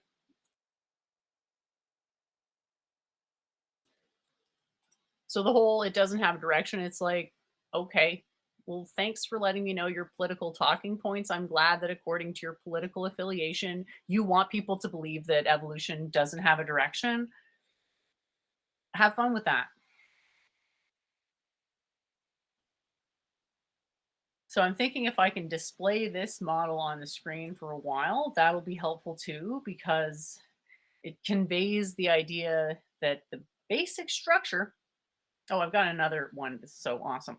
Okay. The basic structure is like just this pump, which has a straight line between its openings, and that's number one there. So there's not a straight line, sorry, it's like goes down and curves a bit, but its overall orientation is like straight. And then when you have a spine, I realized what the purpose of the spine is to separate your mouth and your butthole, technically, because I was thinking like a cell, single cell, doesn't have those openings. That means that those openings are non-localized across its surface, which is totally fine because non-locality is like literally axiomatic in my thing. Very useful concept, especially when you have a limit of degrees of non-locality that are divisible through the measurement interferometer limit. But anyway, so the idea is like the body's mechanical system where the torque of the spine holds what would want to be all together as just one thing apart. So that actually makes a fucking prediction. That says that there's going to be more torque as we evolve between our mouth and our butt. Okay. So working our way up to an evolution, a prediction of what actually is good evolutionary theory would be that. So what is, again, back to the original question, what is the prediction? You need a bunch of stuff to make a prediction. You need the thing that's going to, you could say, compute your prediction, but it's not, it's structurally determining the meaning. And then once that meaning is the structural determination, once the meaning of your observation is structurally determined, then you can measure it.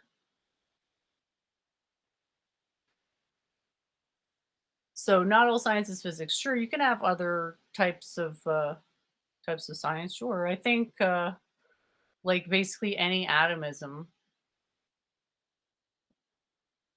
would be, scientizable as long as you knew how to do it. It's just from what I've seen, it's not something most people can think about. I I'd love for people to be able to think about it. My experience doesn't really happen because people get, yeah, I don't know, distracted by a number of things. There you go.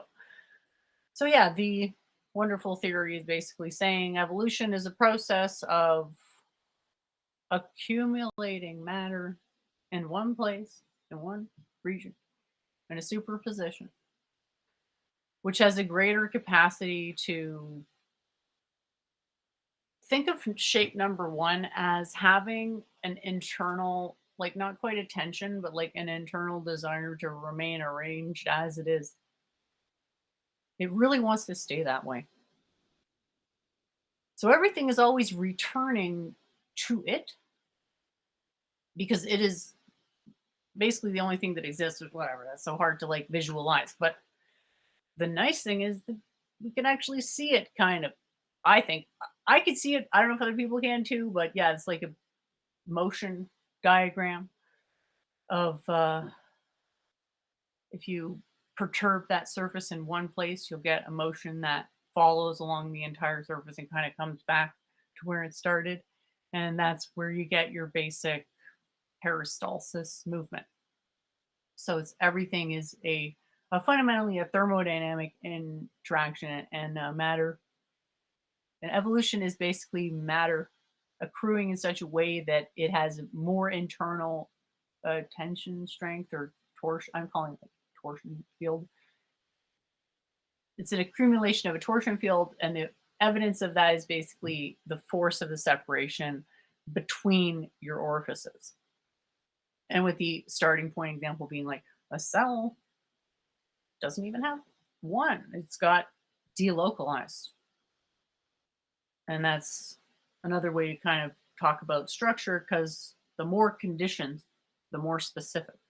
And matter in this case is a condition. So what we have here is building up precision in the condition of not just localizing the shape, the complementary figure eight knot, but also pre- uh, maintaining pressure away from its original orientation.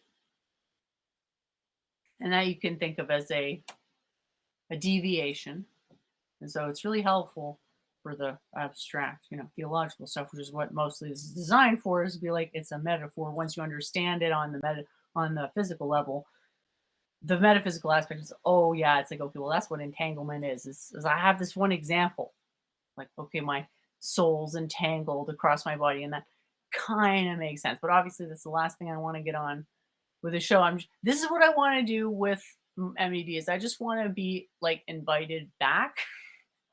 So that's where I'm at. So I'm thinking just like go with the flow of that particular debater, to that end. I should have probably figured out who I was going up against before I did the show, but there you go. Gerald's asking if I'm going to use this my argument for evolution. What does it have to do with evolution? Um, what does what have to do with evolution? That might, yeah, just come back to this as your correct alternate theory for evolution, which I explained, such as to show how complicated it is, such as to sort of imply that I don't know how much I can really get into this, but I wanted to say the spine thing because I think that's something we could almost verify that. Like if you just straighten your spine, you get a good feeling out of that and sort of stretching out this, yeah. But I don't really know if I can actually give a simple explanation of that torsion field, that it has an intrinsic array that it's always returning to, so it has pressure. That's the word. It's a static pressure. There you go. So to start to talk about the body as a deviation from a static pressure array, I want to. I'm just sort of, if I only have 5 minutes, I want to focus more on the problems with evolution because I don't want to go, sometimes the stuff lands, sometimes not. Like, I don't want to go too fast. So, yeah, Daryl's asking if that means evolution is wrong. No, evolution is true. It's just that what we're calling evolution right now is not how it works because that's a genetic determinism model, which presupposes the cause to be the genetics, which is not how it works. The genetics are caused by the mind, and this is the mind. So, yeah, what am I presenting now is diagram. Well, the number one is the complement hyperbolic figure eight. Now, this is hilarious because it's an even more complicated, more abstract level of abstraction, but it's my channel, so I guess I get to talk about whatever I want. So you start with the figure eight knot, and then that's the hyperbolic complement of the figure eight knot. So it's everywhere the figure eight knot isn't. Okay. So you have a figure eight knot and then not the knot, as in NOTBKNOT. This is it. So what it means from the perspective of like linguistic logic is that it's the complement of the state that represents four simultaneous, somethings. And in terms of the rope or the knot rather, sorry, is the I think crossing number. So this has a crossing number, you guessed it, 3 plus 1. So this is the complement of the knot with crossing number 4. And the argument is basically, well, the universe that we can observe is basically there's one false condition, which is 3 plus 1 simultaneous, blah, and then everything else is possible. Everything else. There's only one thing that's impossible, and its complement is, which is like, usually when you think about the possibility that a thing and its complement, that spans all possibilities. It's not quite that simple here, but you can start to think about it that way. Its complement, in a way, is everything. Well, how can something be everything? Well, we already have a precedent of something being everything, which is the quantum periodic table, but you have to look at it as one thing.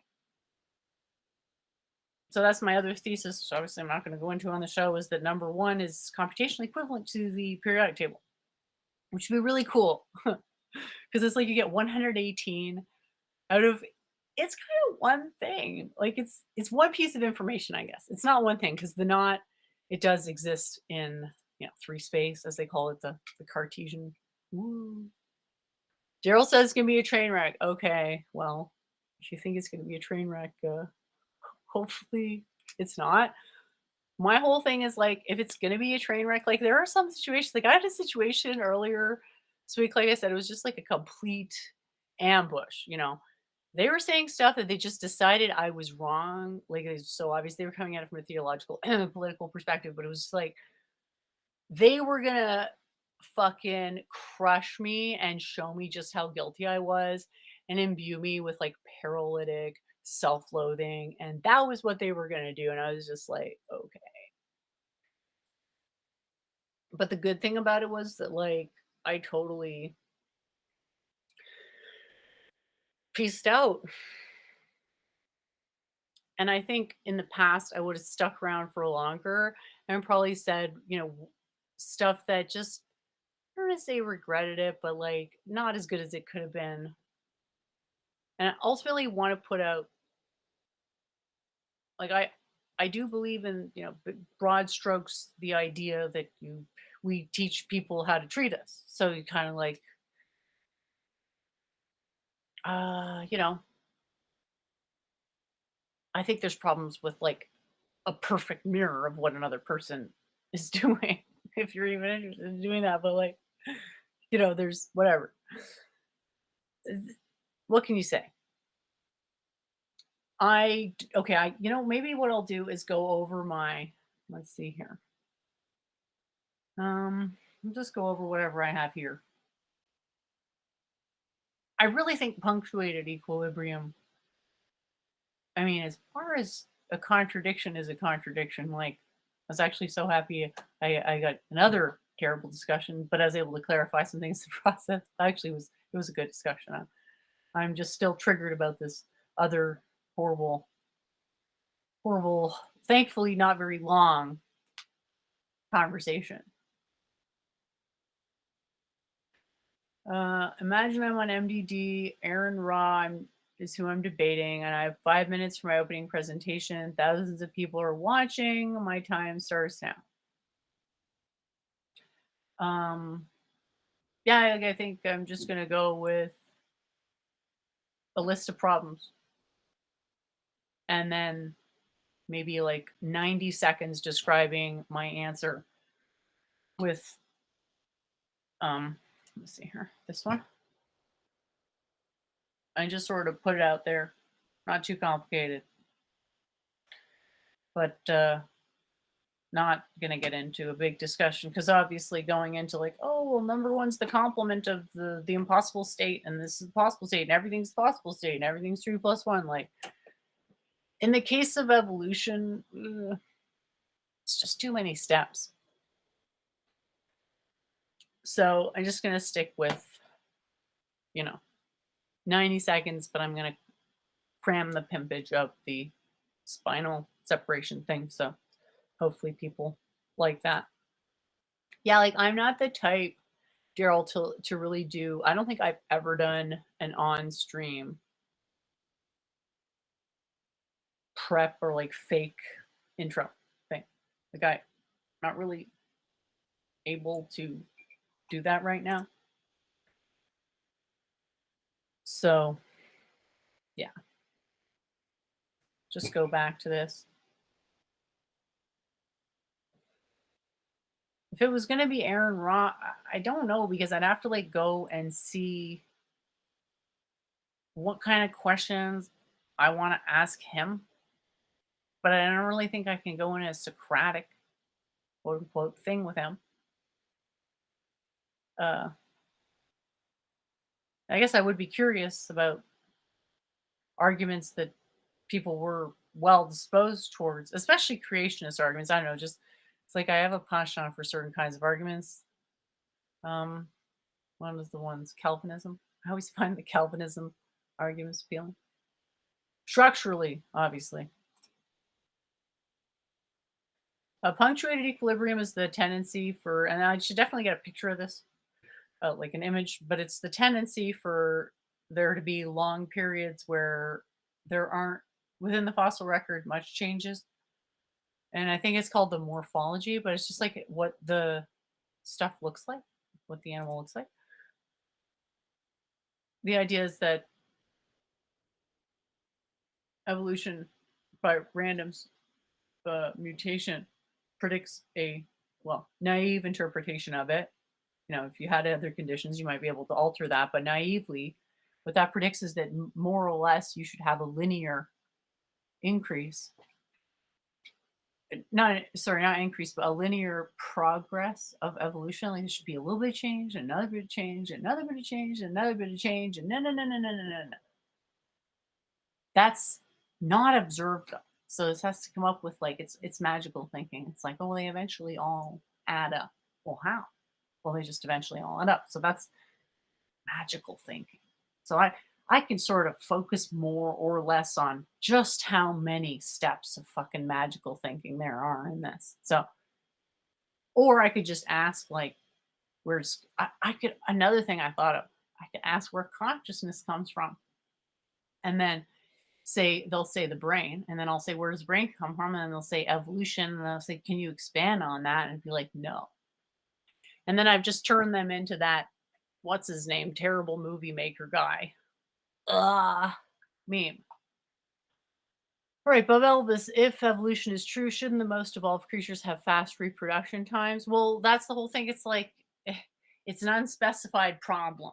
So it always just comes back to, oh, well, actually, all we were saying was like stuff changes. It's like, wow, that's not science. Okay. It's like the level of my, like, I got to invent a new term for how many, like, it's some kind of fractal Mott and Bailey where it's like, and I had Mott and Bailey on the other calls. So hilarious. The accusations just started flying, and it was like, I mean, one accusation on them, they made like probably 7, and then it was all just to try to get me to feel guilty. It just really felt like a horrible situation, and it was just like really like, you know, change your tampon kind of situation in my view. So if evolution is true, shouldn't the most evolved creatures have fast reproduction time? Here's the thing, like we can't nail down the criterion. Okay. If you can nail down the criterion, then you can infer what a reasonable progress of that criterion might look like. Now, obviously, it's going to be subject to a bunch of other causes that are going to deviate it, but you have a basic idea. Now, the problem with how it is right now is that, like, evolution, what the fuck are we even talking about? Because there's all these different steps, and it's just one big thing that I guess you have to kind of accept it wholesale. Like, I didn't even get into, I think it's like the 3 principles of biology. I forget. But that's, more laws of logic tier theology. It's more theology where it's like, how could you possibly disagree? We should burn you at the stake. I gotta make a fucking joke about that now. It's like I gotta get out a cigarette or something and like be like, what are you gonna burn me at the stake? Be like, at least I can light the cigarette or something like that. You know what I'm saying? Like a joke, but one that compresses the sheer level of cynicism I have for how many times I've had to bear jokes about being burned at the stake. I love how Daryl keeps saying that evolution doesn't have a direction. It just really sounds like you're talking for God, and it's like, how the hell do you know? Where's your skepticism? You're the fallibilist. You shouldn't have any confidence ever in anything you say. Being a fallibilist should be more about just obeying every single thing media says. Should be also about having incredibly low self-esteem because by your own admission, you don't know if you're right. You're fucking saying at the beginning, I'm probably wrong. I can get behind that. Going into the laws of biology thing will likely have limited merit. And there's always a chance the other person's gonna be like, but why don't you define that? Like to try, here's one thing I got to get better at is like pulling it back to the main topic when it's just been so pulled so far in the weeds. It's like, this is not the subject. What the fuck are we talking about? It's like, now I have to do some, like, I've got to like close my eyes and like spin around in circles 3 times, say the fucking alphabet backwards, or else maybe my epistemology has a problem with it. Ooh, yeah. That's right. There's phyletic gradualism and punctuated equilibrium, but the vast majority is punctuated equilibrium. So, yeah, it's a bit of an issue. And here's another issue. There's no differentiation between domain adaptation and state transition, which is a concept I don't even think is worth getting into because it's like, oh, by the way, your model's stupid and fuck. By the way, it's got to be a mind first model. By the way, it's got to be quantum mechanics. And by the way, et cetera, et cetera, et cetera. That's probably hard to go there. So the point is that Daryl, by saying evolution doesn't have a direction, you're making it seem like it does, and that you're lying to cover it up. That's why it's annoying. Go back to your fucking messages. Look how many times you've said that. At a certain point, the repetition actually has negative returns. It's not even diminishing return. It's literally negative return. So I think whether evolution has a direction depends on how you're defining evolution. And if you don't have a sufficiently precise definition, you're not really saying anything. That's no problem though. Is the ultimate answer in all this is, well, who the hell are you to pick definitions? Me, because of the fucking QMPT. Da- da- da- da- da- You know, 15 minutes later, no more dictionaries if we're lucky. Because the whole, like, honestly, I feel like challenging T Jump to a debate at this point to try to elicit him to say stuff that is going to be true as a consequence of, if you can settle a philosophical debate by searching up a definition in the dictionary, if that's true, which appears to be what he's saying, if that's true, I just don't think you realize how much other stuff that makes true. So that might be fun. And it's hilarious 'cause I didn't even get into how evolution, the direction of evolution, because there is a direction, dumbass, liar, who has no clue what you're talking about. There is a direction, and it's towards a greater thermodynamic efficiency, but that's on the planet scale. So it's very interesting that the evolution is happening only on a planetary scale, and it's happening possibly also, obviously, with abiogenic components, water, obviously. So, you want to start thinking about evolution, you got to be thinking about the entire thing at once. Did Daryl do that to go and check whether evolution had direction? Fuck no. He's just repeating something off a list that he gets paid for, probably. But actually, you got to think about, what must this system do? What is it impelled? What is it compelled to do? It's really just a first principles thing. So I can go through this and explain the logic super easily. You got, start off with the planet Earth, super young, and then it collides with a chunk of ice, and then in that process it breaks in two. And so you get the moon and the earth in the breakup process. But there isn't enough momentum to, like, separate them. But I mean, they are technically separating, but there's so little momentum from that initial collision, which was a long time ago, that they're basically in a stasis field. Like the moon, for all intents and purposes, for our life, for all intents and purposes, in our lives is just there. It's just hanging around. Um, so yeah, what I can be certain about the system is that, on the whole, the thermodynamic efficiency of that system will increase. And that's because the moon prevents the water from boiling off. So that water really, really, really, really wants to boil off because of the heat of the sun. Evidence, daytime temperature of the moon. The moon holds that water in. So there's your prediction. It's a description, but it turns into a prediction because it's so precise. So we have wonderful description of a stasis field with the moon binding the water, and then you can say, okay, well, this is a thermodynamic system that's always trapping energy.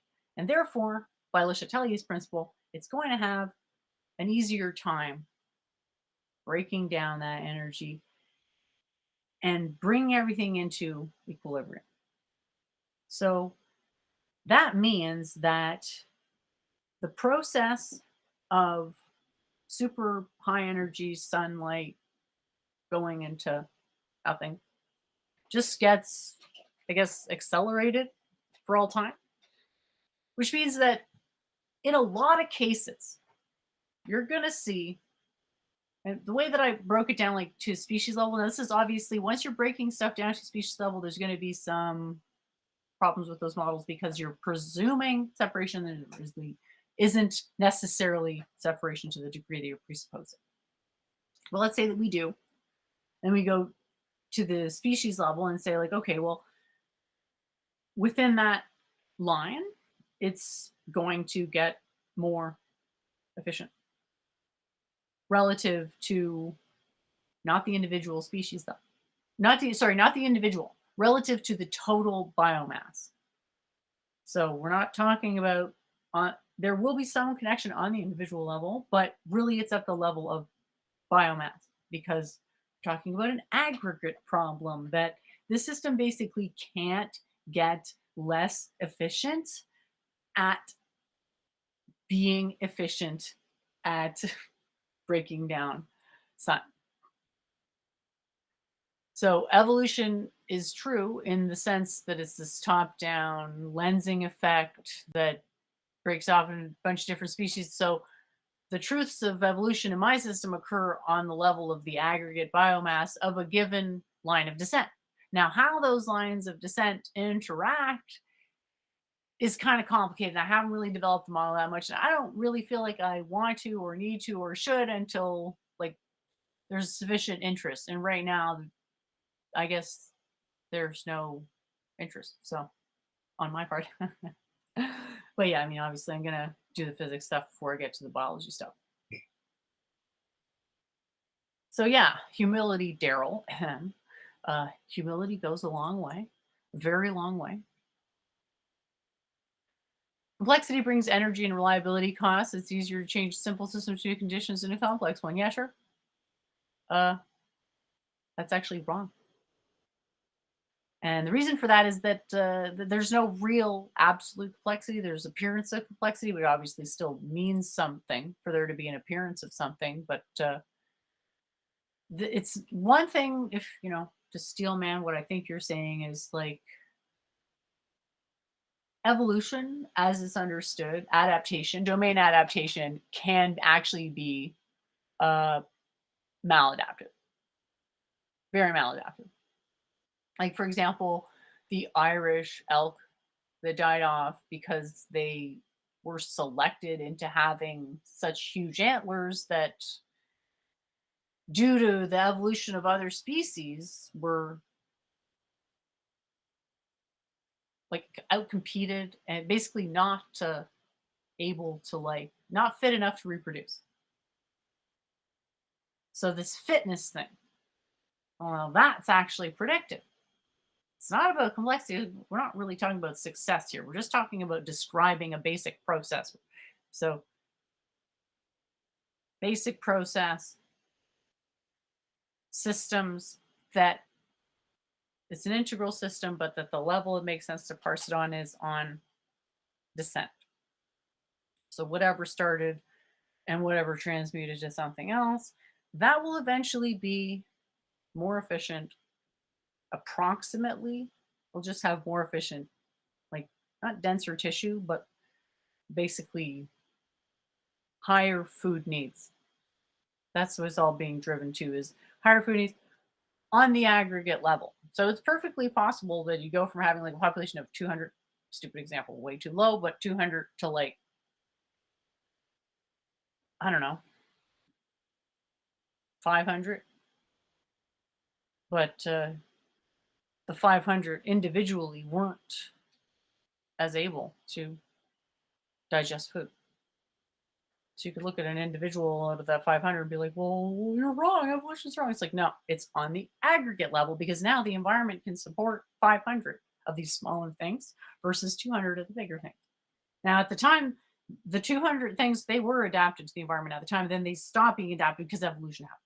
And then these other things where it was distributed different, that like capacity to consume calories was distributed different among more bodies. Well, it wasn't maybe more, it wasn't more consumption per body, but aggregate. Always from the aggregate is what matters. So that's all happening. And then the fitness is basically long a capacity for a long-term reproduction. And then that begs the question on environmental engineering and culturation. If evolution's real, would a system evolve that is very good at evolving fast? Well, I think you could say that humans are kind of evolved to evolve, and that accounts for our success. Because it really doesn't,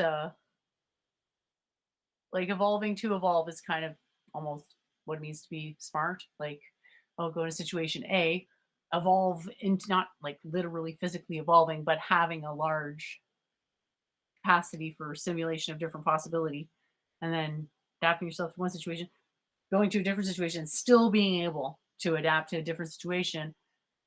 We're way worse at that than single celled organism, but we're not the worst out of all the animals at doing it either. So It's very complicated, but yeah, basically success just has to do with, I mean, again, how do you define success? Like, it's not just numbers. You don't want to replace everything with yourself. Success, I think, is a very complicated thing, but there's a couple of important themes I think I can focus on, which is like fitness. I'll just make a note of that, fitness. And then the other one would be like, yeah. Oh, dang, I forgot. um, it's funny how Daryl still thinks he's going to correct me on this stuff. It's like, I know you've never thought before, but it's actually really hard to think. Okay, so here's what it feels like to think. You read something or you're told something. You don't immediately glug it down like mother's milk. You don't do anything with it. You just like think about it. And then you think about it some more. And then you think about it a whole bunch more. And you don't actually ever believe it. Try that sometime. That's what thinking actually is. Because as soon as you start believing, you are pulled into that energy, pulled into that magnetism. What you're doing now, it's annoying as fuck because you're just repeating your beliefs. Now, because you're not used to someone who can actually think, you think it's just a matter of propagandizing me into your worldview. But I've never been propagandized into any worldview because I already have one because I can already think. And since it's so wonderful to be able to think, I would never give that up. Not for a temporary, oh, I get to feel, smart and special in grade 5 because I can repeat exactly what the teacher said. And I think it's really sad that like people's love of knowledge gets kind of abused to the degree that it does. But like, let's, introspection a little bit. There's a lot of problem, you know, lot of problem.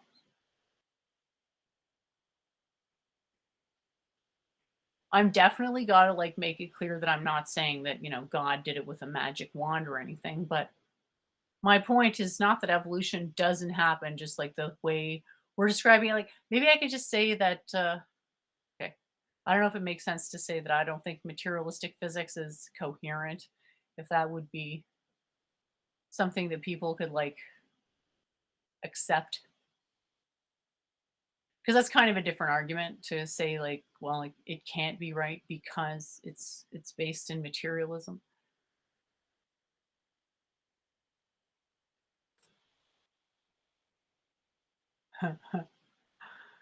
Yeah. I am prepping for this debate, Daryl. This is my prep. Thinking, I wish I could make the case for the value of thinking. Because if you can't think, you're gonna be the underground people in the time machine. That's the end result of not thinking is living in a cave. Because the thought of light is just, too horrible. Yeah, I had a hard time thinking, but I was able to do it when everyone was against me. Um, and frankly, being treated like shit a lot. Obviously, I didn't get treated worse than a bunch of people because, female form and whatnot. And also, I think,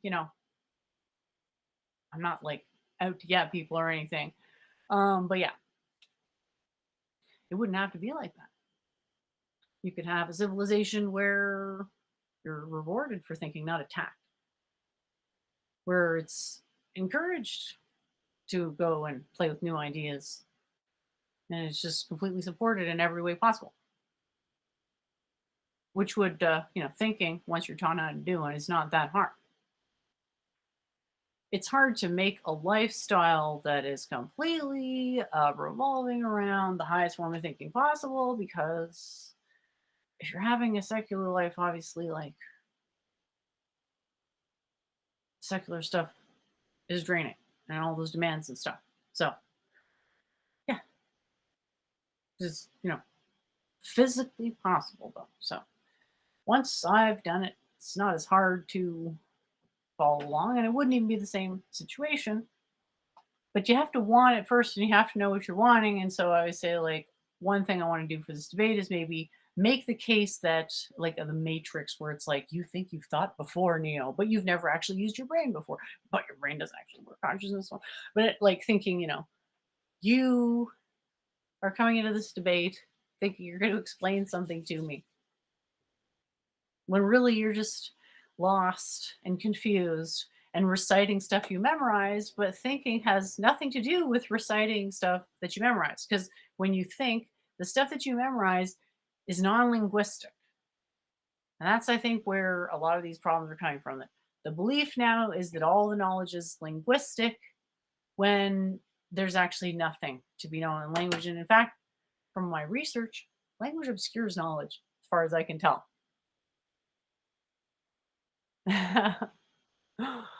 Look, I think it's important not to get too triggered from people like Daryl. That's just how it is, but it doesn't have to be that way because culture is something that can change, but you got to have something to work towards. And I'm saying make it a situation where you're going to be taught what it means to think. And you don't have to become a sage who's engrossed in thought 24/7. You can start to think 2 or 3 times a week.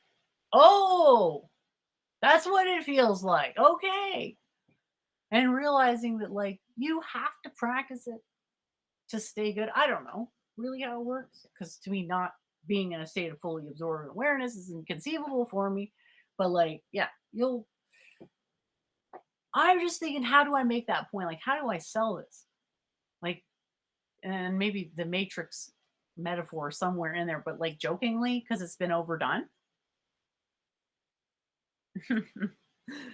Daryl is really starting to act like Claire. It's so funny. It's like, do you have any idea how obvious? Like, you're just making yourself so obvious because it's always the same playbook of trying to, like, if I gave enough of a shit, I could map this out in a diagram.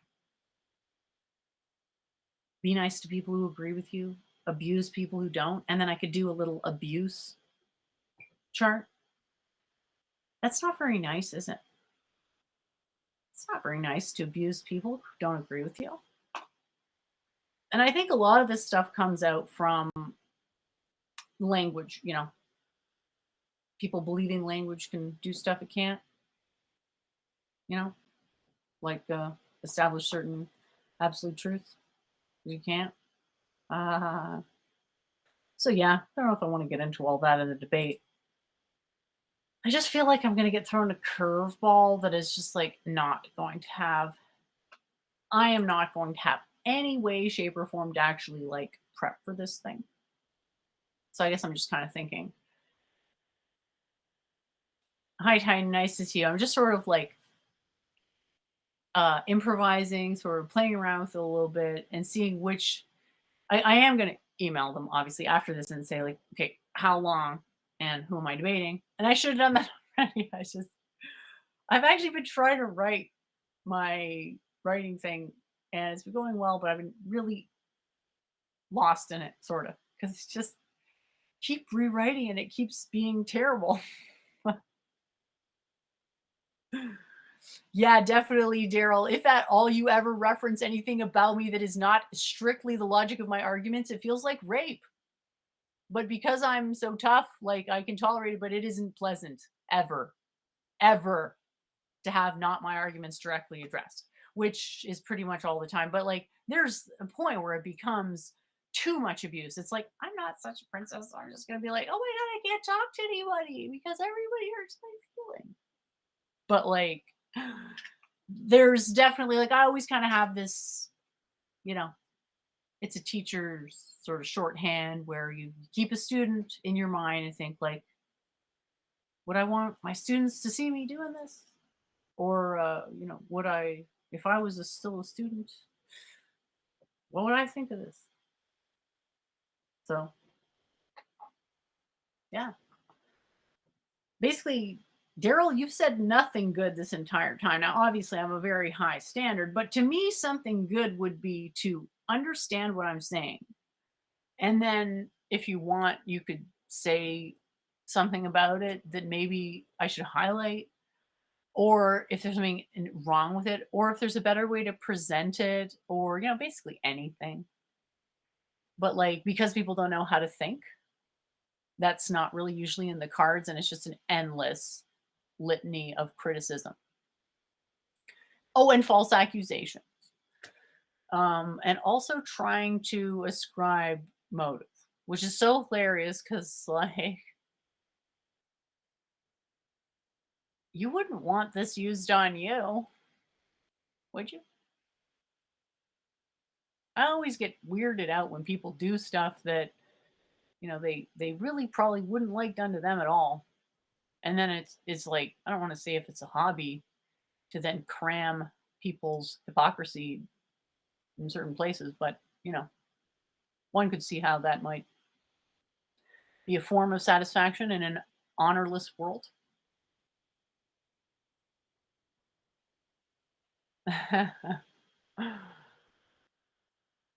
So yeah, got a couple of arguments, but there's so many things wrong with it that to really explain it all would take more than 5 minutes, I think. And I just don't know what I can say in 5 minutes. So a human being would have acknowledged my feelings and then maybe said, "I'll do my best not to do it again," or just said, "I'll keep it in mind." Or, now honestly, I don't think I can change that. It's just part. But like by not even acknowledging my feelings, I'm being dehumanized and horribly abused. I am horribly being abused. I don't like it, but I have a tremendous pride and have a hard time talking about my feelings. But guess what? I'm doing self improvement because reasons. So we'll see how that works out. Next slide. Best model I've seen. Yeah, so not every model is terrible, and there's a bunch of interesting stuff out there, but it's just the wrong approach. Because if you want a model that's going to tell you anything, it's like I'm interested. Like I want to see all the possible numbers. I want to see exactly what the tension is between the extremities. I want to see how my model shakes out. I want to know. I'm curious. I wouldn't mind running a simulation to see, reasonably what we're going to evolve into. That'd be fun. So yeah, I don't want to talk about this best model I've seen, and I agree with you. Blah blah. Let's see. Challenge questions. Yeah, I pretty much probably wouldn't want to go this harsh again. I would rather kind of be more relaxed about the whole thing. So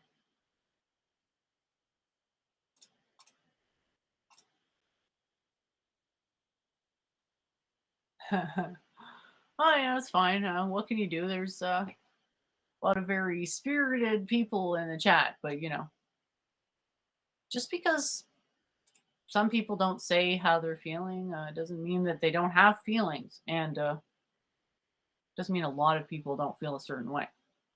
A lot, like maybe a lot of people don't like the Socratic method. A lot, maybe almost everybody. So if almost everybody doesn't like it, what does that mean? That's just a thought. Just a thought to put out there because you have to presuppose it to use it. Therefore, it's circular. And therefore, it's kind of hard to see. Here's the problem: is that anything can be attacked this way because what validates any concept is a process. If you're just using concepts, so if you remember in Men in Black when the alien wore the dead guy's skin, people knew it wasn't the guy because that's not what makes something a thing. So now it's like hilarious because language is so fucked that like I can't even make accurate assertions, even though language could never actually get that accurate. I can't even make accurate, like I can't make sub-accurate statements. I have to make conditional definitions. Like imagine if someone was asking before about how language is going to evolve. Imagine. It's just like everything about language just evolves to being us describing definitions. Describing definition. Excuse me. Whew.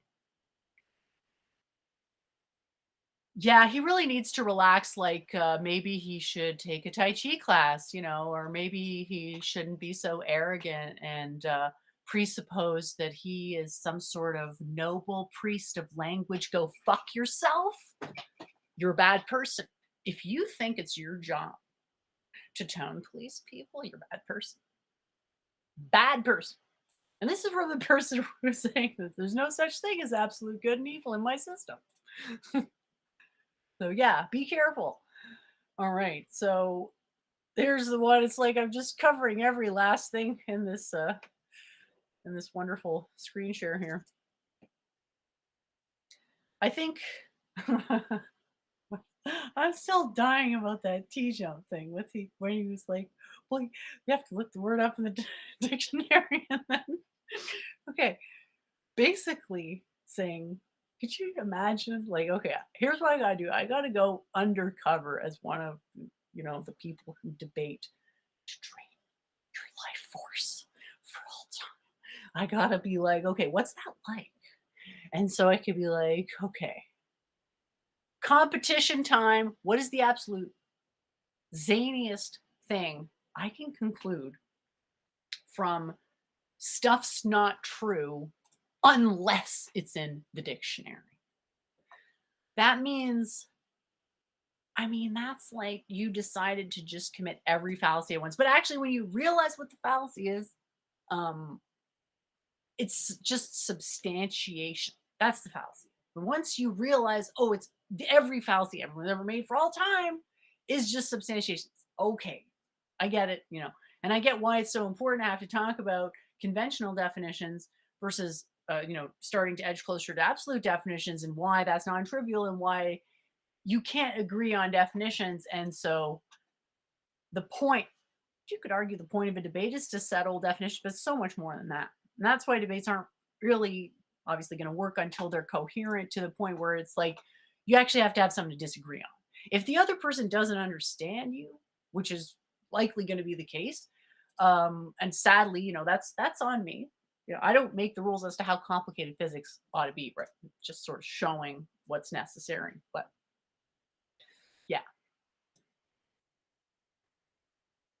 point being that if you decide to use words like the dead guy's skin from Men in Black, the words won't be considered authoritative anymore. So as shit as their authority used to be, as low authority as words ever had, they're being ground into the dust even lower. So by making that huge of an error is to think you could settle a debate with a dictionary is to sort of, in my opinion, kind of nail in the coffin the notion that books are anything other than hugely confusing. Because if books didn't exist, dictionaries wouldn't exist either. And no one could get confused into thinking that it's possible to settle a debate on a definition. And sure, you can argue that you necessarily have to use colloquial definitions, but you have to then we're back to substantiating definitions. We can only ever conditionally substantiate things. And we're back to the question of philosophy. What's the criterion of conditionality itself, right? So not obvious. But because we're all familiar with language technology, it is extremely potent for generating metaphors. Metaphors are great because they put the image in your head if you know how to think. They do more than that because they really cement the memory, especially if you can feel an emotional connection to the metaphor. And that's really what makes metaphor effective is that richness that gives it the emotional clout.